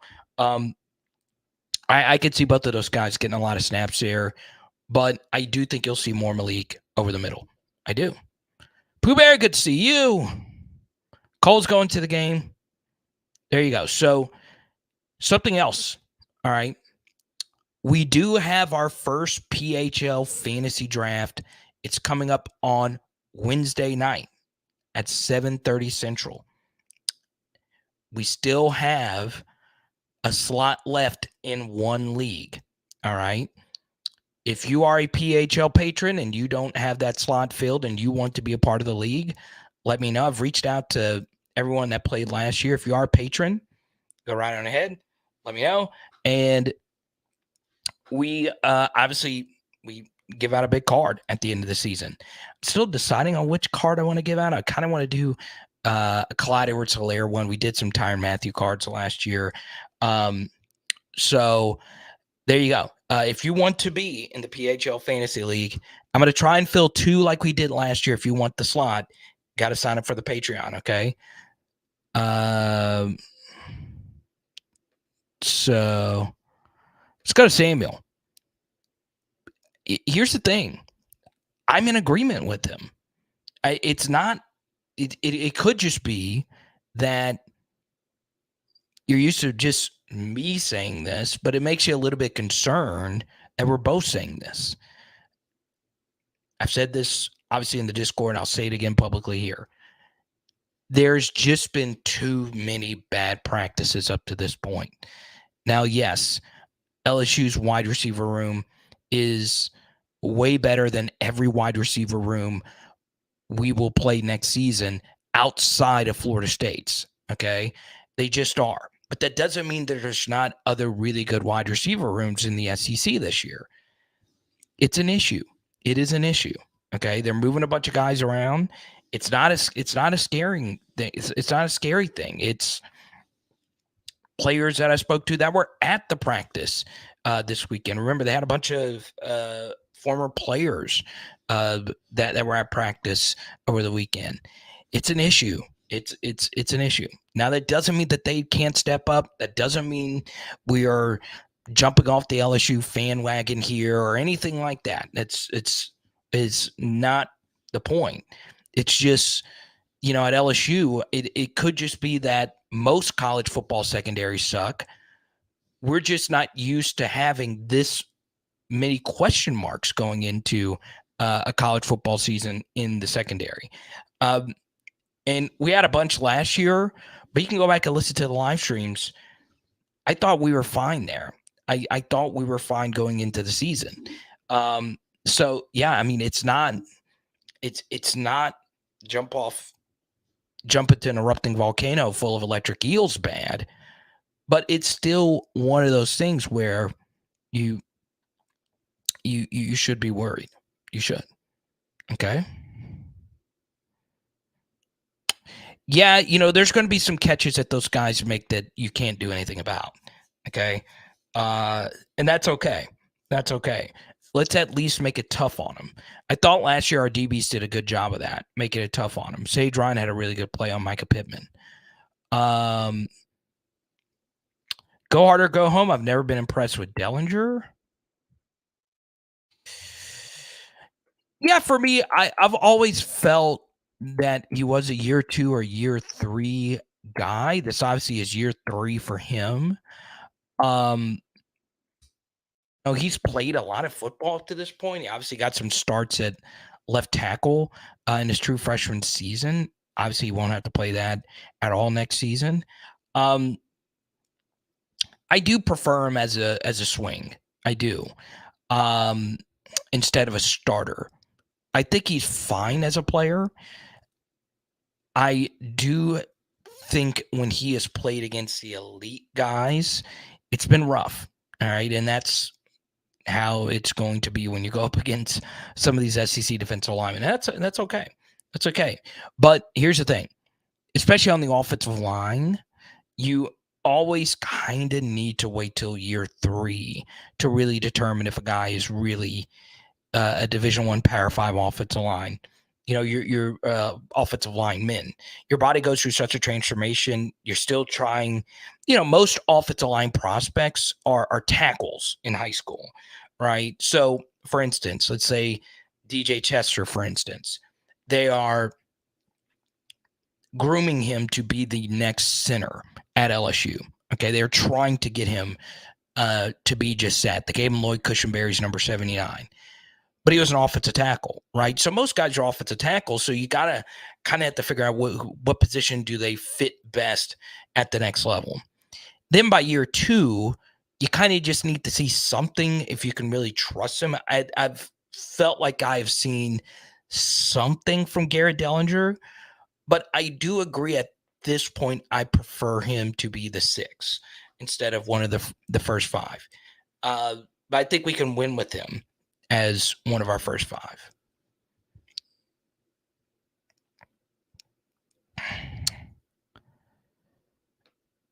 Yeah, Michael B. I actually, so I sent you the card, and it got lost in the mail, and I don't know what happened to it, but I ended up in replacing. I actually sent it to Marcus. You've actually sent 2 different things to Marcus. I think I won't say anymore, but yeah, I've sent. Marcus actually posted on Facebook all the cards I've sent him. One of which was actually 2 of which was on your behalf. So there you go. But Michael B says he is retiring from being the PHL fantasy champion. But Michael B, the slot is still there. If you want it to be you, it can be you. Okay. Now,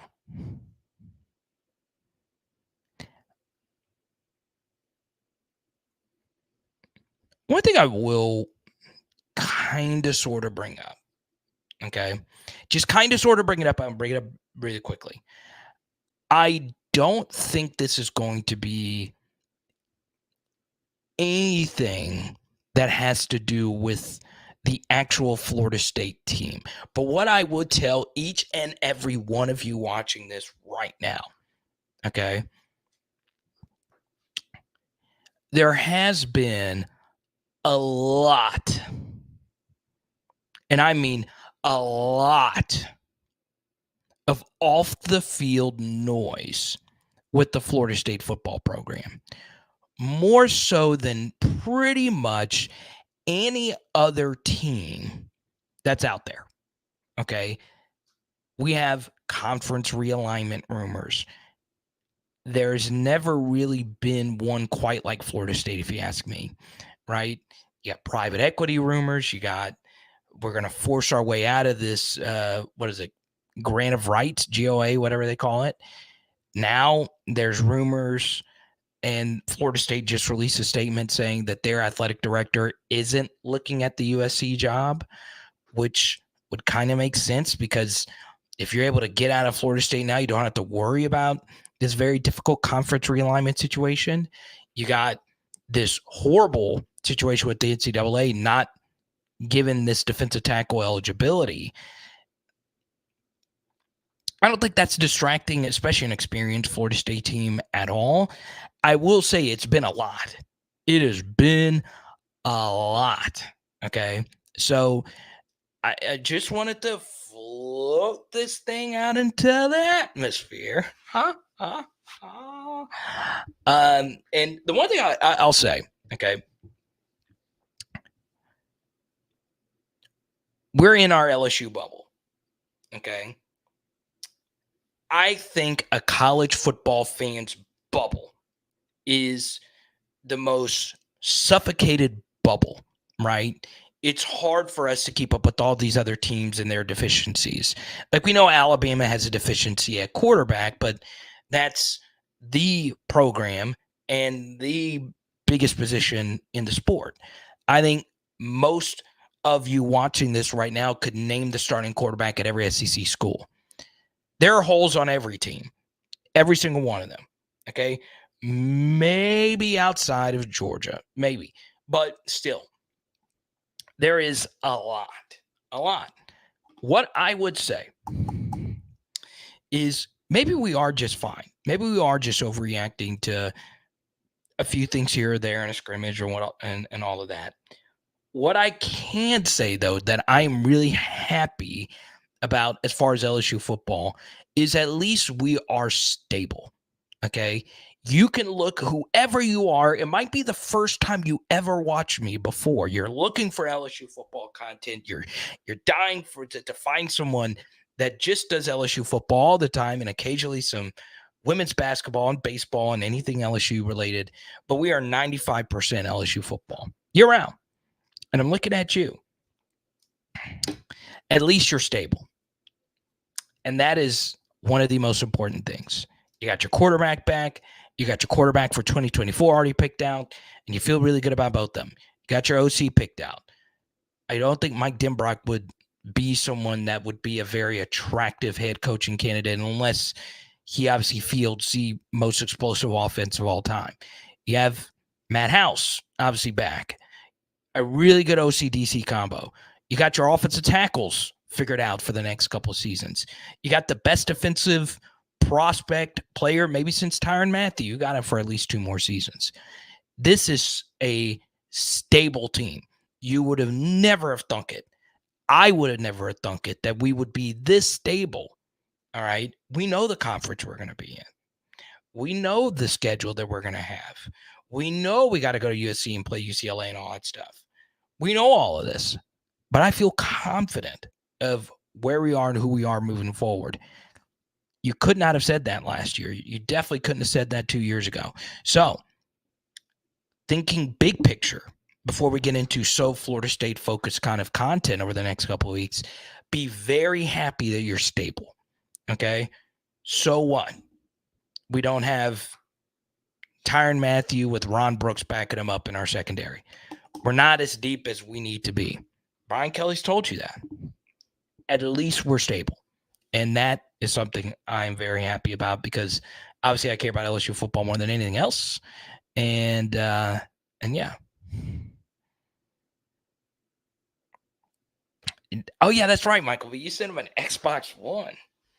You are definitely one of the most generous people I've ever met. Samuel, that's the life, man. That is the life, bro. And I followed you back on IG. Let's go to Sibley. All right, Sibley. John Sibley Butler says Bama's quarterback is fine. He's a stud, and everyone will need to play.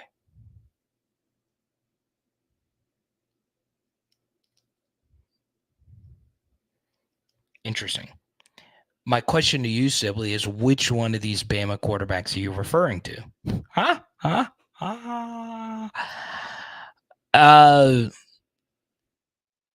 I'm going to give Dellinger a pass going up against Jalen Carter. I'm going to give anybody a pass in college going up against Jalen Carter. Here's the truth about Jalen Carter, okay? He's transcendent. That's all there is to it. He is one of the best defensive players to ever play in the Southeastern Conference. So it's kind of like Geno Smith doing an interception to Tyrann Mathieu.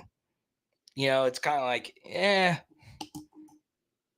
So I give Dellinger a pass with the Jalen Carter thing. But I do overall agree with your point. I do.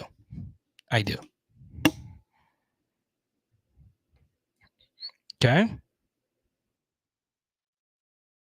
But yeah, Esteban, what's good, man? H-Town Creole. I haven't talked enough about Andre Sam. I see Britt's back in here. You know, it's football season when Britt's back in here. Good to see you, man. You are right. Secondary. The good thing about a secondary, a shaky secondary, is you can mask it just a little bit. You can put a little makeup on it. So, yeah. Now, I got to figure out who gets the Leonard Fournette card tonight. Obviously, I'm trying to figure out who I want to give this to. This is one of my favorite Fournette autographs. I'll take it out of the protective casing. Why not? Let's see here. We're still going, by the way. But we did hit a hundo in Super Chats. Here we go. Booga Nation. Numbered. Only 100 of these copies in existence. Oh, I just realized something about this card. Oh, man, I really don't want to give this one up now. Oh, man. I might have messed up here. Okay, normally the photo that they take the image from is from, like his junior or senior season. This is actually true freshman Leonard Fournette. No, actually, no. I lied to you. This is his final season. We did play Wisconsin's true freshman season, but we're on the road. So, yeah, this is 2016 Leonard Fournette, but still. Really dope card, and it could be yours. Wisconsin. I'll figure out somebody worthy.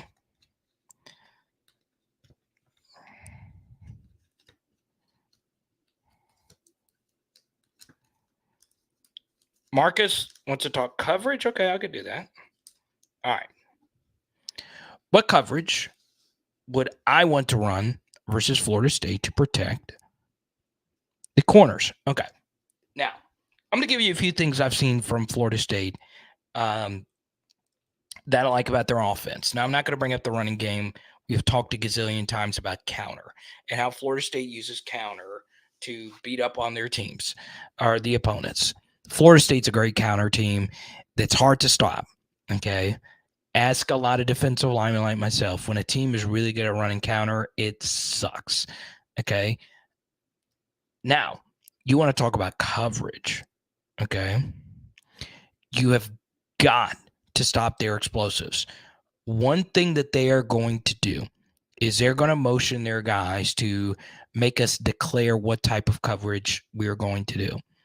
One thing I think to keep an eye out for are the slot fades, okay? I think that will be a play that they will use quite a bit. And One other thing to be prepared for is them throwing to the running backs out of the backfield. Their running backs are really high football IQ players. They make plays. They make guys miss. Trey Benson is really freaking good. If he was in the SEC, he would probably be the RB2 or RB3 in the SEC. He's a really good player. So yeah, we just got to be ready for all of it. They do a good job stressing all the levels of the defense. But obviously, they love hitting explosives. They'll occasionally run mesh, which is obviously a play that we run a lot of. It's, an air raid, Mike Leach staple. We're not an air raid offense, but everybody, to some extent, runs some variation of mesh. I just, that's one play to look out for, the slot fade. When I look at how LSU is going to construct their defense, I think that would be something that Norvell would want to try.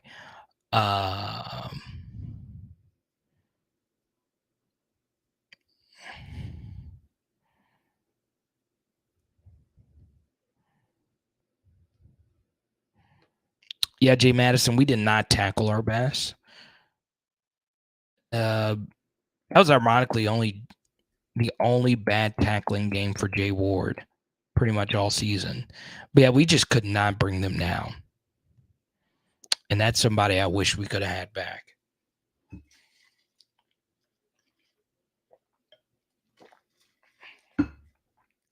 Jay Ward quite literally played every position in the secondary, and he was fine at all of them. Actually, he was good. Very good at all of them. He could play nickel. He could play corner. He could play any of the safeties. He is that Jalen Mills, Dante Jackson kind of guy.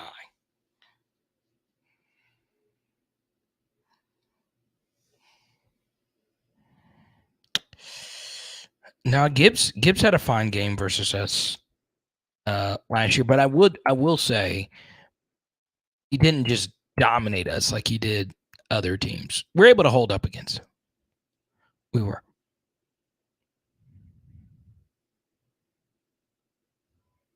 So there you go.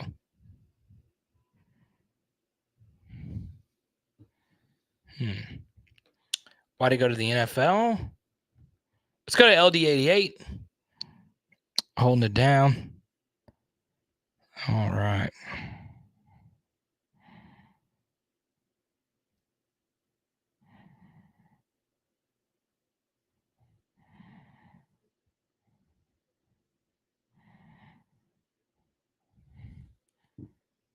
Let me see. Hazard, good to see you as well.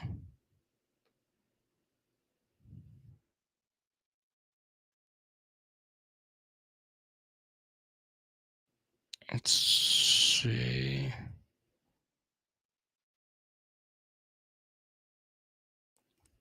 It's any super tier.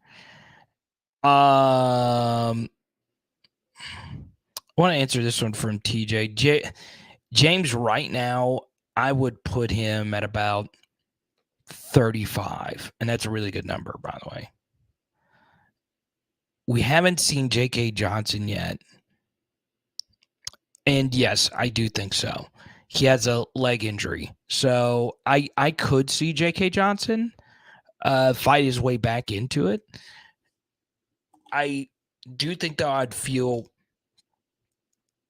better if he was healthy, obviously, but I do think at this point I would still be concerned about the overall depth of the unit. I would.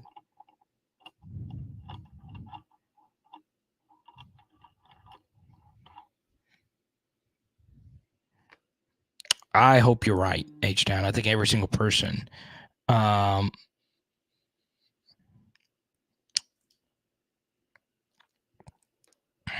So, yeah, I think every single person would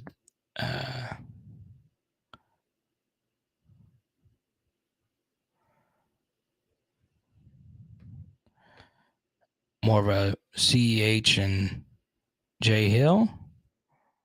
There's nothing wrong with that.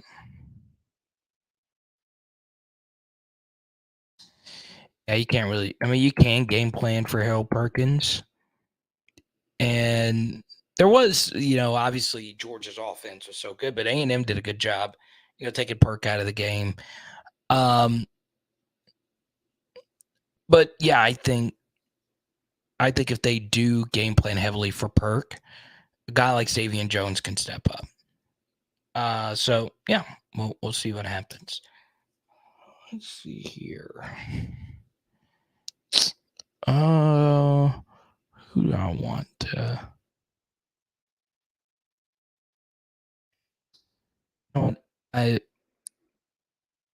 Obviously, if Van or John Chibley wants the Fournette card, I'll give it to them. But I just sent Sibley a pretty big card of an LSU great. So if he wants it, if Van or Sibley wants the Fournette card, I'll send it to him. But I doubt that they do. So I want to give it to, and if for some reason you guys want one, I could send one. Michael needs a J Hill. You need me to send you a J Hill, Michael? I can send you a J Hill if you want it. Actually, I had so many J Hills given to me over the years because everyone, I say everyone, but people know that we're friends. So Sibley, you don't want it? Okay, cool.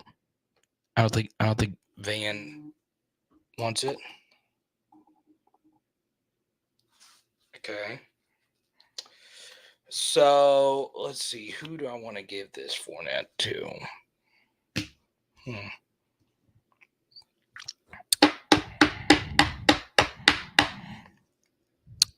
Let's go. All right. Let's see here. Let's see who else is super dead here tonight.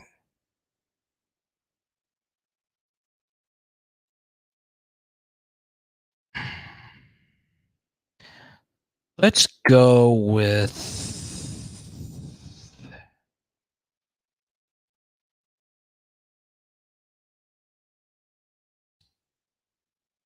Black OT. Black OT, congratulations. You're the winner of the Fournette autograph numbered card. Congratulations, man. You deserve this. You really do. Like, you get a little refractor finish on this one. Congratulations, man. It's rare, too. Only 100 of these copies were produced. Only 100.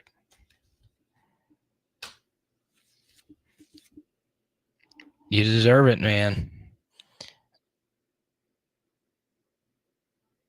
Jared said, I'd give it to the first super chat of the night. It was you. So, Jared, if you want one, I'll send you one as well. I'll find you something else. But Black OT, obviously, you and Jared have both been very, very generous. That's right, Daniel. He still wears the pads to this day. I hope he signs somewhere. Now, here's what we're going to do. In the next 15 minutes, I don't mind going all night. I'm feeling great. We're 2 weeks away from the season. We will be celebrating an LSU victory here in just 2 weeks. We are 2 weeks away.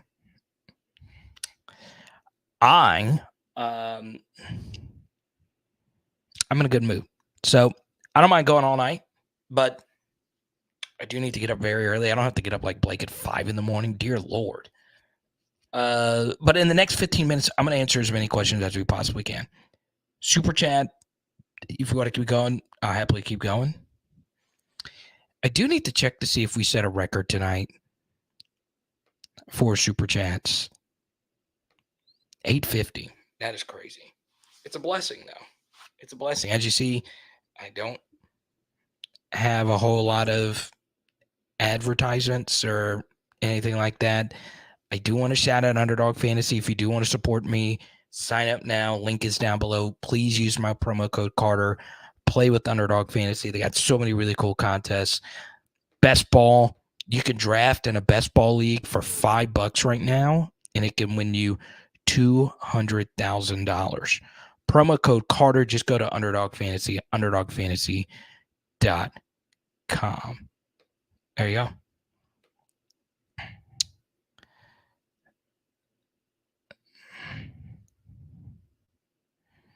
Yeah, I think every LSU player is going to do that for like the rest of the time.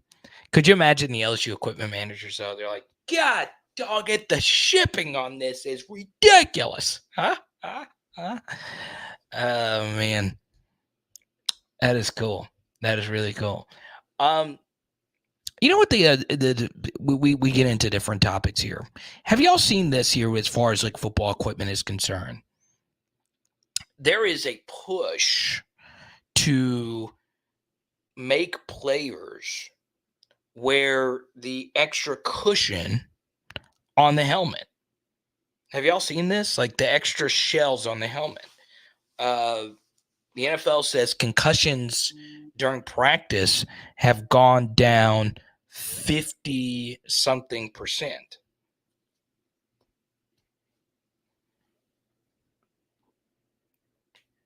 I also should have brought this up a little bit earlier. Another way you could support PHL. And by the way, like the minimum deposit on Underdog Fantasy is $10. You can't beat that. And they deposit match. If you deposit match $10, they'll give you $10. So you have $20. That gives you 4 drafts. 4 drafts to win $500,000. And there's all kinds of different stuff that they do on Underdog Fantasy. Now, as you'll see here, there's all this PHL merch. There's something else you can get. LSU.com merch. I showed you a photo earlier of Walter, a PHL legend, using his coffee mug. Also, if you get 4 PHL shirts, I send you a Joe Burrow card in the mail. Why not get them for the whole family and you get a Burrow card from me? 4 PHL shirts, I send you a Burrow card.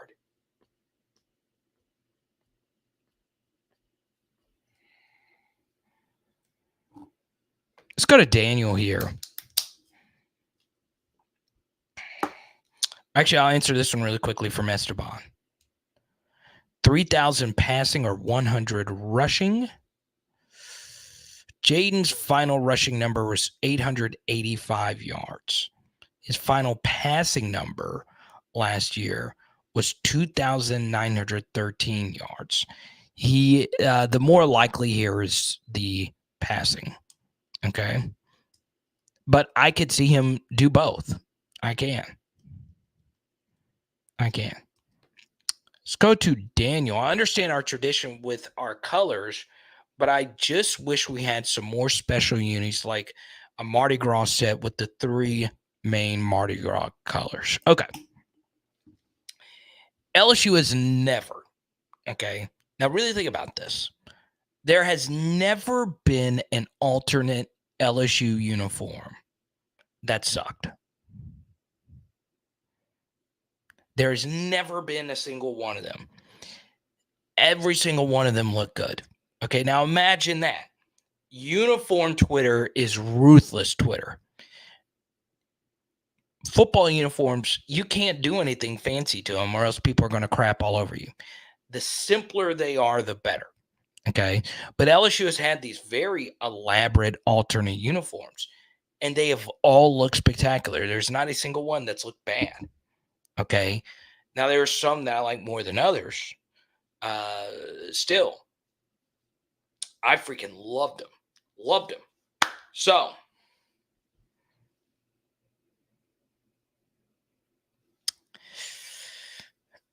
I disagree with this. Yeah, of course, I get the Mardi Gras colors. I get that. But then again, please correct me if I'm wrong on this. Okay, because I don't want to piss off the wrong people here. But football ends before Mardi Gras really begins. So it's kind of not really in the season. I'm down to celebrate Mardi Gras 365 days of the year. But the bigger thing is the LSU white uniforms with the gold bottoms is so iconic. It is so fresh. It looks so good. It's when you see LSU's uniforms, there is no confusing it for anybody else. And that is what I love about it, right? That is what I freaking love about it. I saw Cody Worsham have a long Twitter thread not too long ago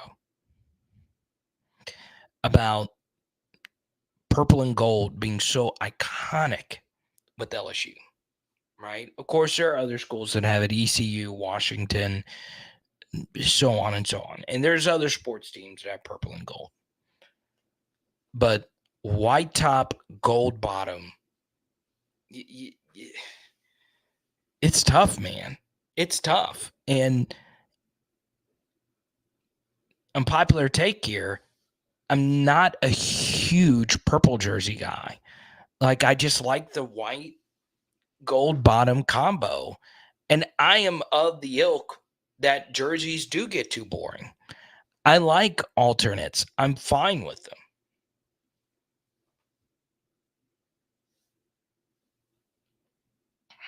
But the one thing about a football uniform is that they can get too busy. They can get a little too busy. Okay?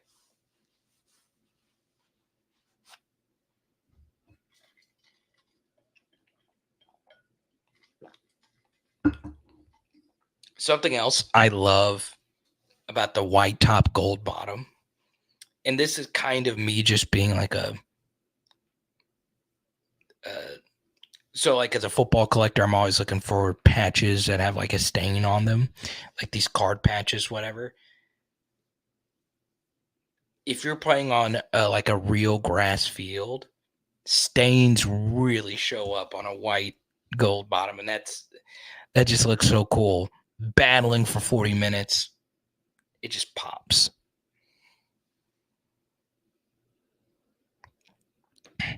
Michael Johnson.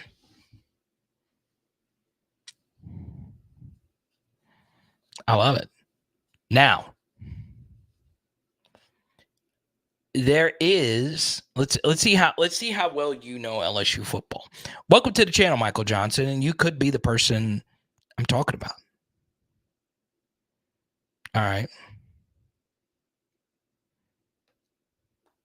I'm looking at each and every one of you. A little trivia. Do you know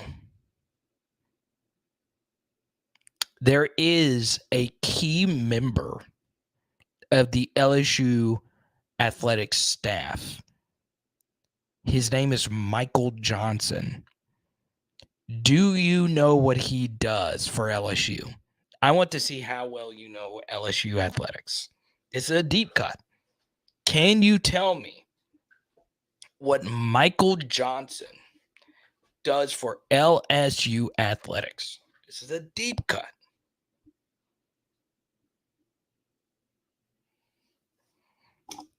Dang, Golden Boot normally is the trivia guy.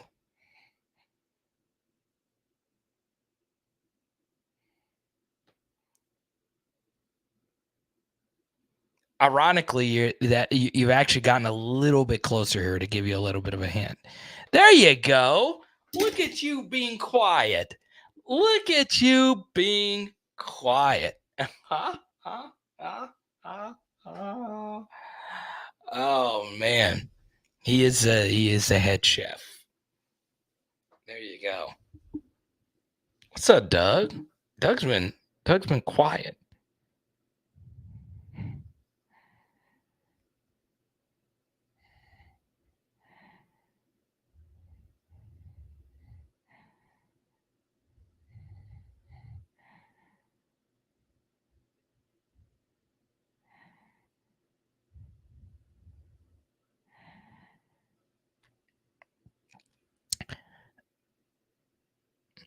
So he's Dr. Frakes is the football nutritionist.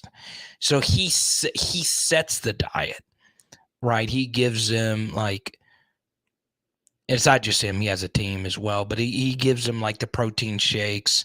He sets the diet to where he gets the players to the body types that Brian Kelly wants them to be at. So that's what he does.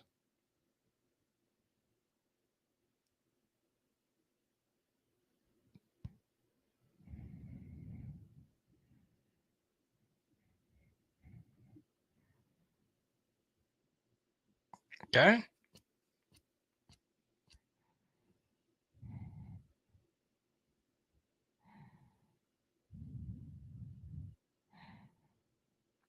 It was kind of weird tonight.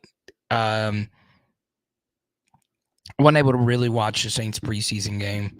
You know, and you go as heavy into college football as I do, and I love fantasy football. I got a fantasy football channel and all that stuff. It's hard to actually get to sit down and watch NFL football during the season. I love the NFL. What was strange tonight was Will Clapp is battling for a spot with the Chargers, right? He played his high school football at Brother Martin in New Orleans, started at LSU as a redshirt freshman, then got drafted by the Saints and has been with the Saints since, 2016, 2017? And now he was with the Chargers playing against the Saints tonight. Pretty crazy stuff, huh?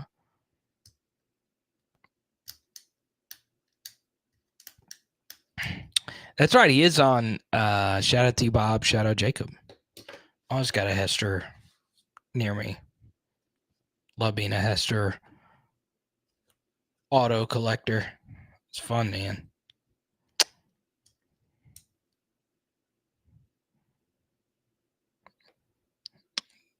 Do trivia for cards? Yeah, we could do that.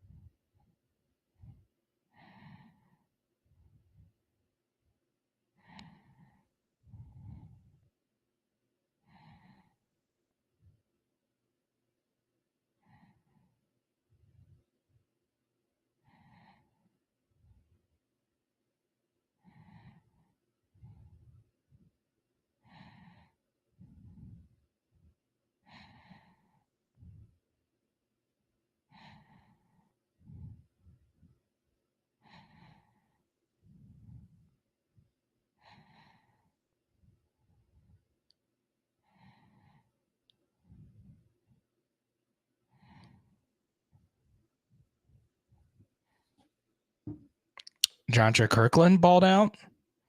I love it. I tweeted out one of his catches on the Power Hour LSU.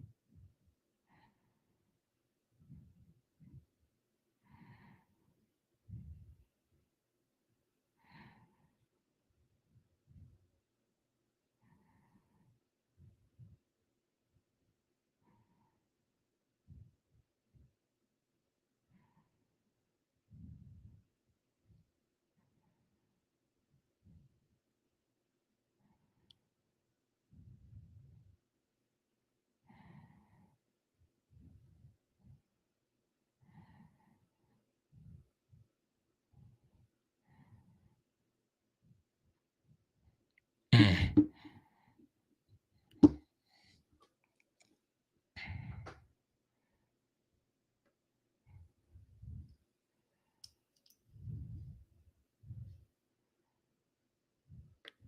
Let's see here.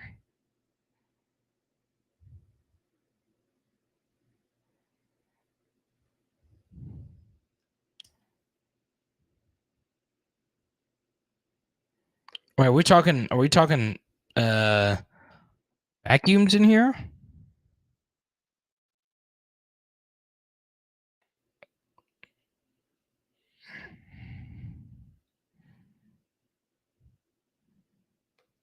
Oh, okay. So I have to have a bone to pick with the vacuum companies. I mean, y'all, we can't be having crappy vacuums in society. We just can't. Just can't have it. Now, whose butt do I need to destroy? Pause. Whose ass do I need to kick? I will happily do it.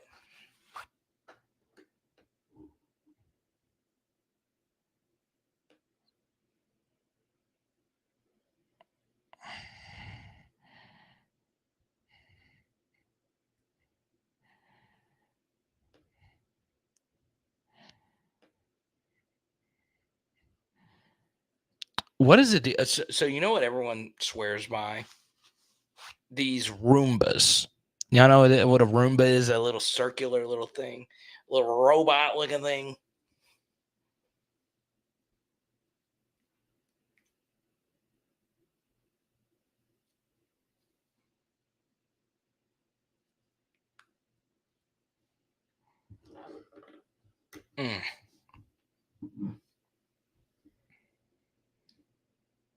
College football's about to be crazy this season for your boy.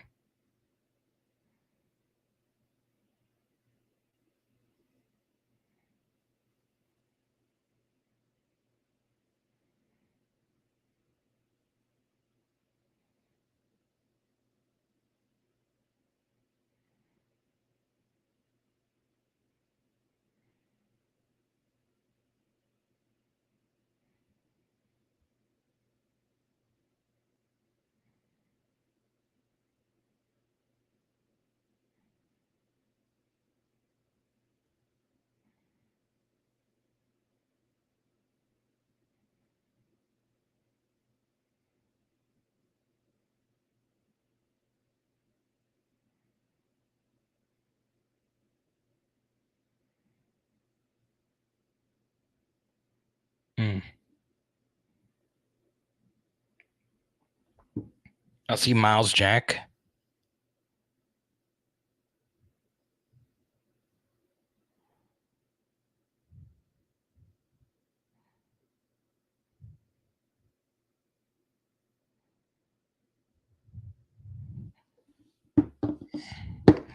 Retired.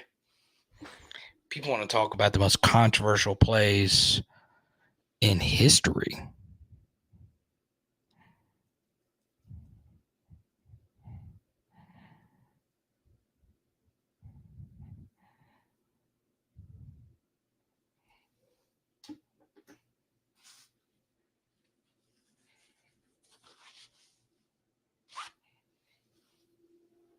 He wasn't down. Yeah, everyone talks about Dez didn't catch it. No, or Dez caught it. That play is kind of overrated. I'm going to be honest. It's kind of overrated. The Miles Jack play is underrated. The Jaguars are winning 20-10 with 10 minutes left to go in the fourth quarter. He recovers a fumble, takes it to the house, and it would have been a 17-point game, a 3-possession game in the fourth quarter. And you're telling me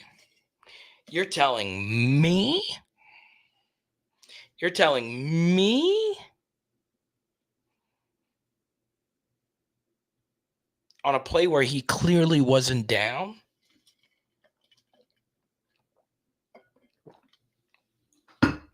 It's shady. It's shady, man. Absolutely shady. And I hate that for him. He was robbed an iconic play in NFL history. It's because the NFL, I'll let this slide.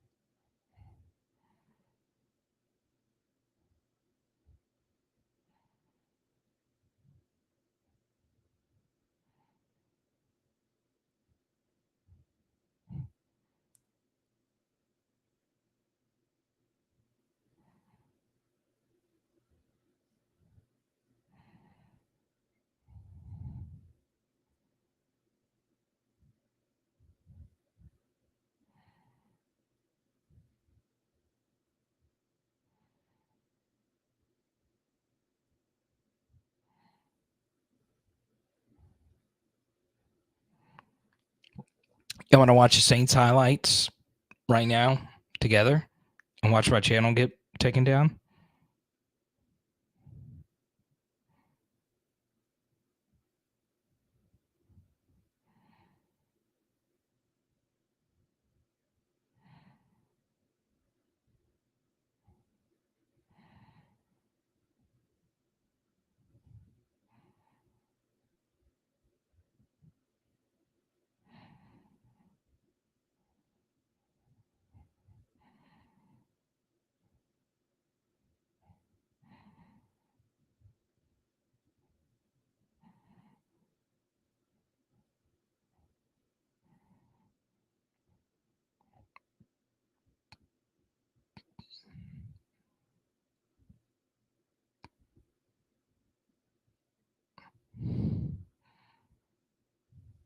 Mm.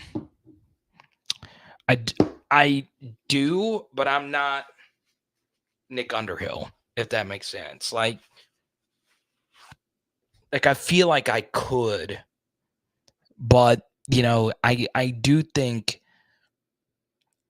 it's really hard to cover both of them really closely, especially if, and I'm still deciding, Samuel, how I'm going to do a film study. So if you're new, on Sundays, we would do film studies on the channel. We would break down every single play from the LSU game.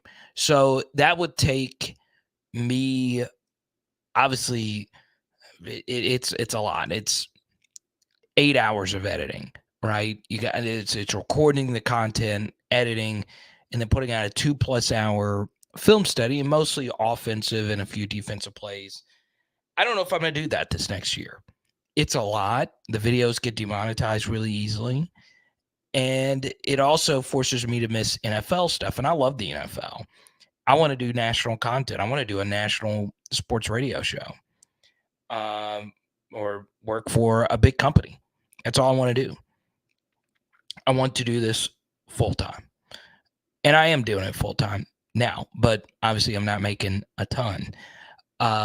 Tonight, obviously, I think, I don't know, I'd have to go back and look at the Alabama Super Chats because that was crazy. But yeah, it's what I want to do. It's what I've been doing. It's what, I just want it to be Stuart Scott, Colin Cowherd. Those are two guys. So yeah. But yeah, I want to be able to watch more NFL. That's what I want to do. Jared says, I'm in section 207, row Q. Am I close to any of y'all in Orlando? Dang, y'all are all in one little section. Cole's in 204. I can all walk in together. PHL Nation. Let me see. How far is the drive from Orlando? That'd probably be a brutal, brutal, brutal drive.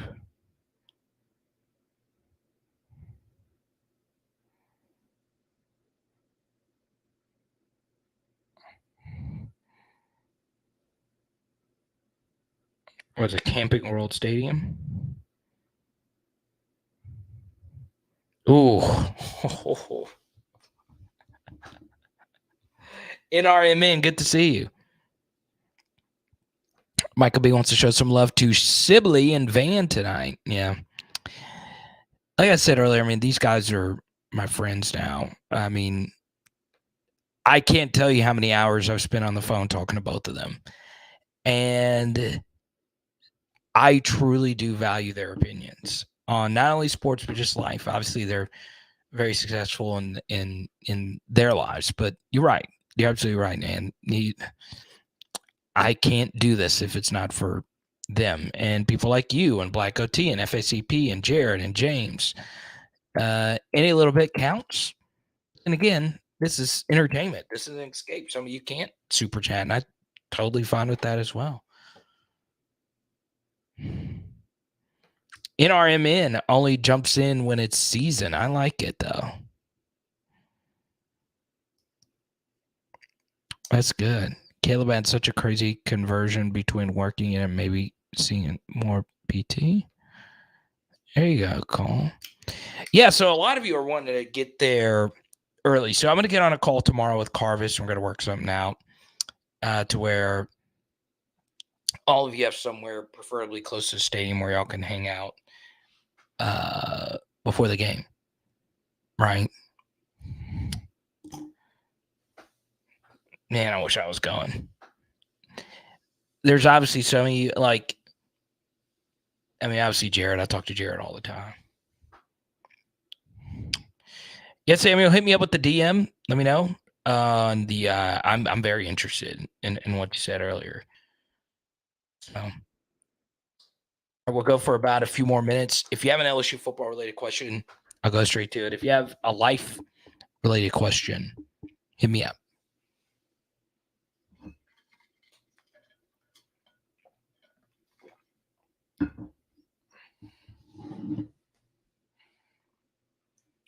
Let's see.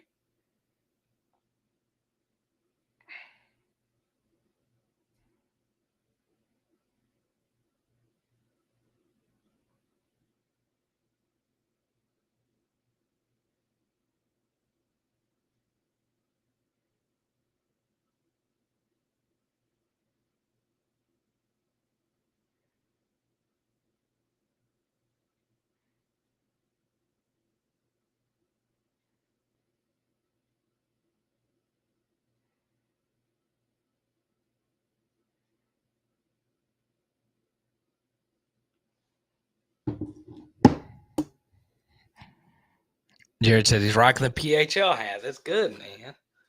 That's good. Apparently, though, I really wanted to go to see all you guys. Something else that's pretty crazy is, and he should be on our channel next Sunday. There's a former Florida State player who was on our channel last year, James Robinson, really good guy, and he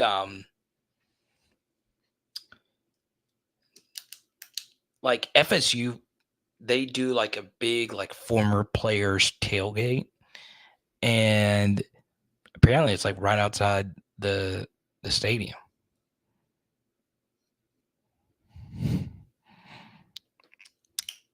Knowles by 10, Jet Seta.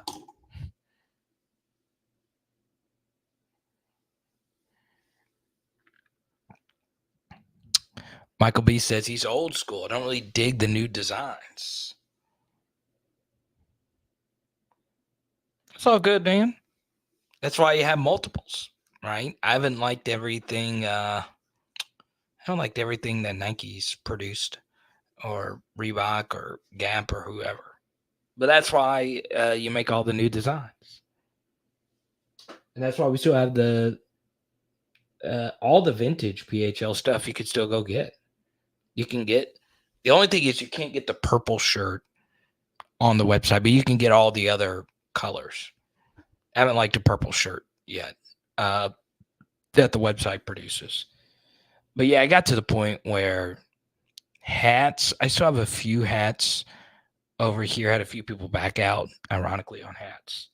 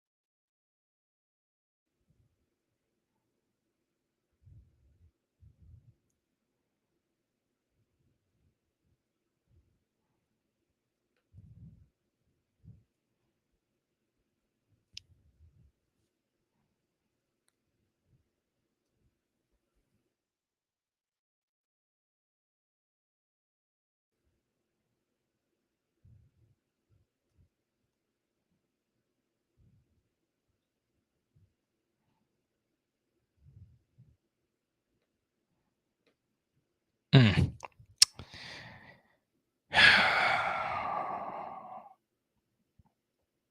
I hate to They end it right when the Knoll troll comes in here.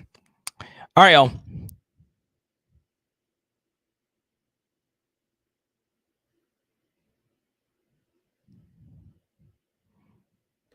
SWA. Yeah, I just think it's just too soon now.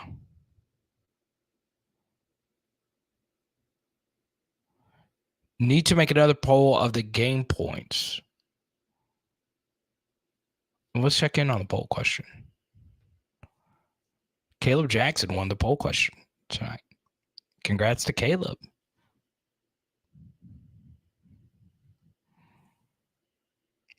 All right, Jeremy, just for you, I gotta make a note right here.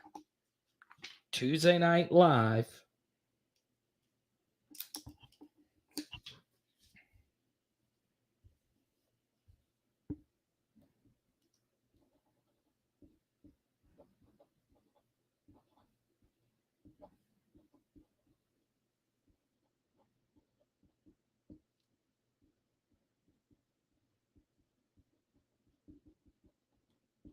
I got you.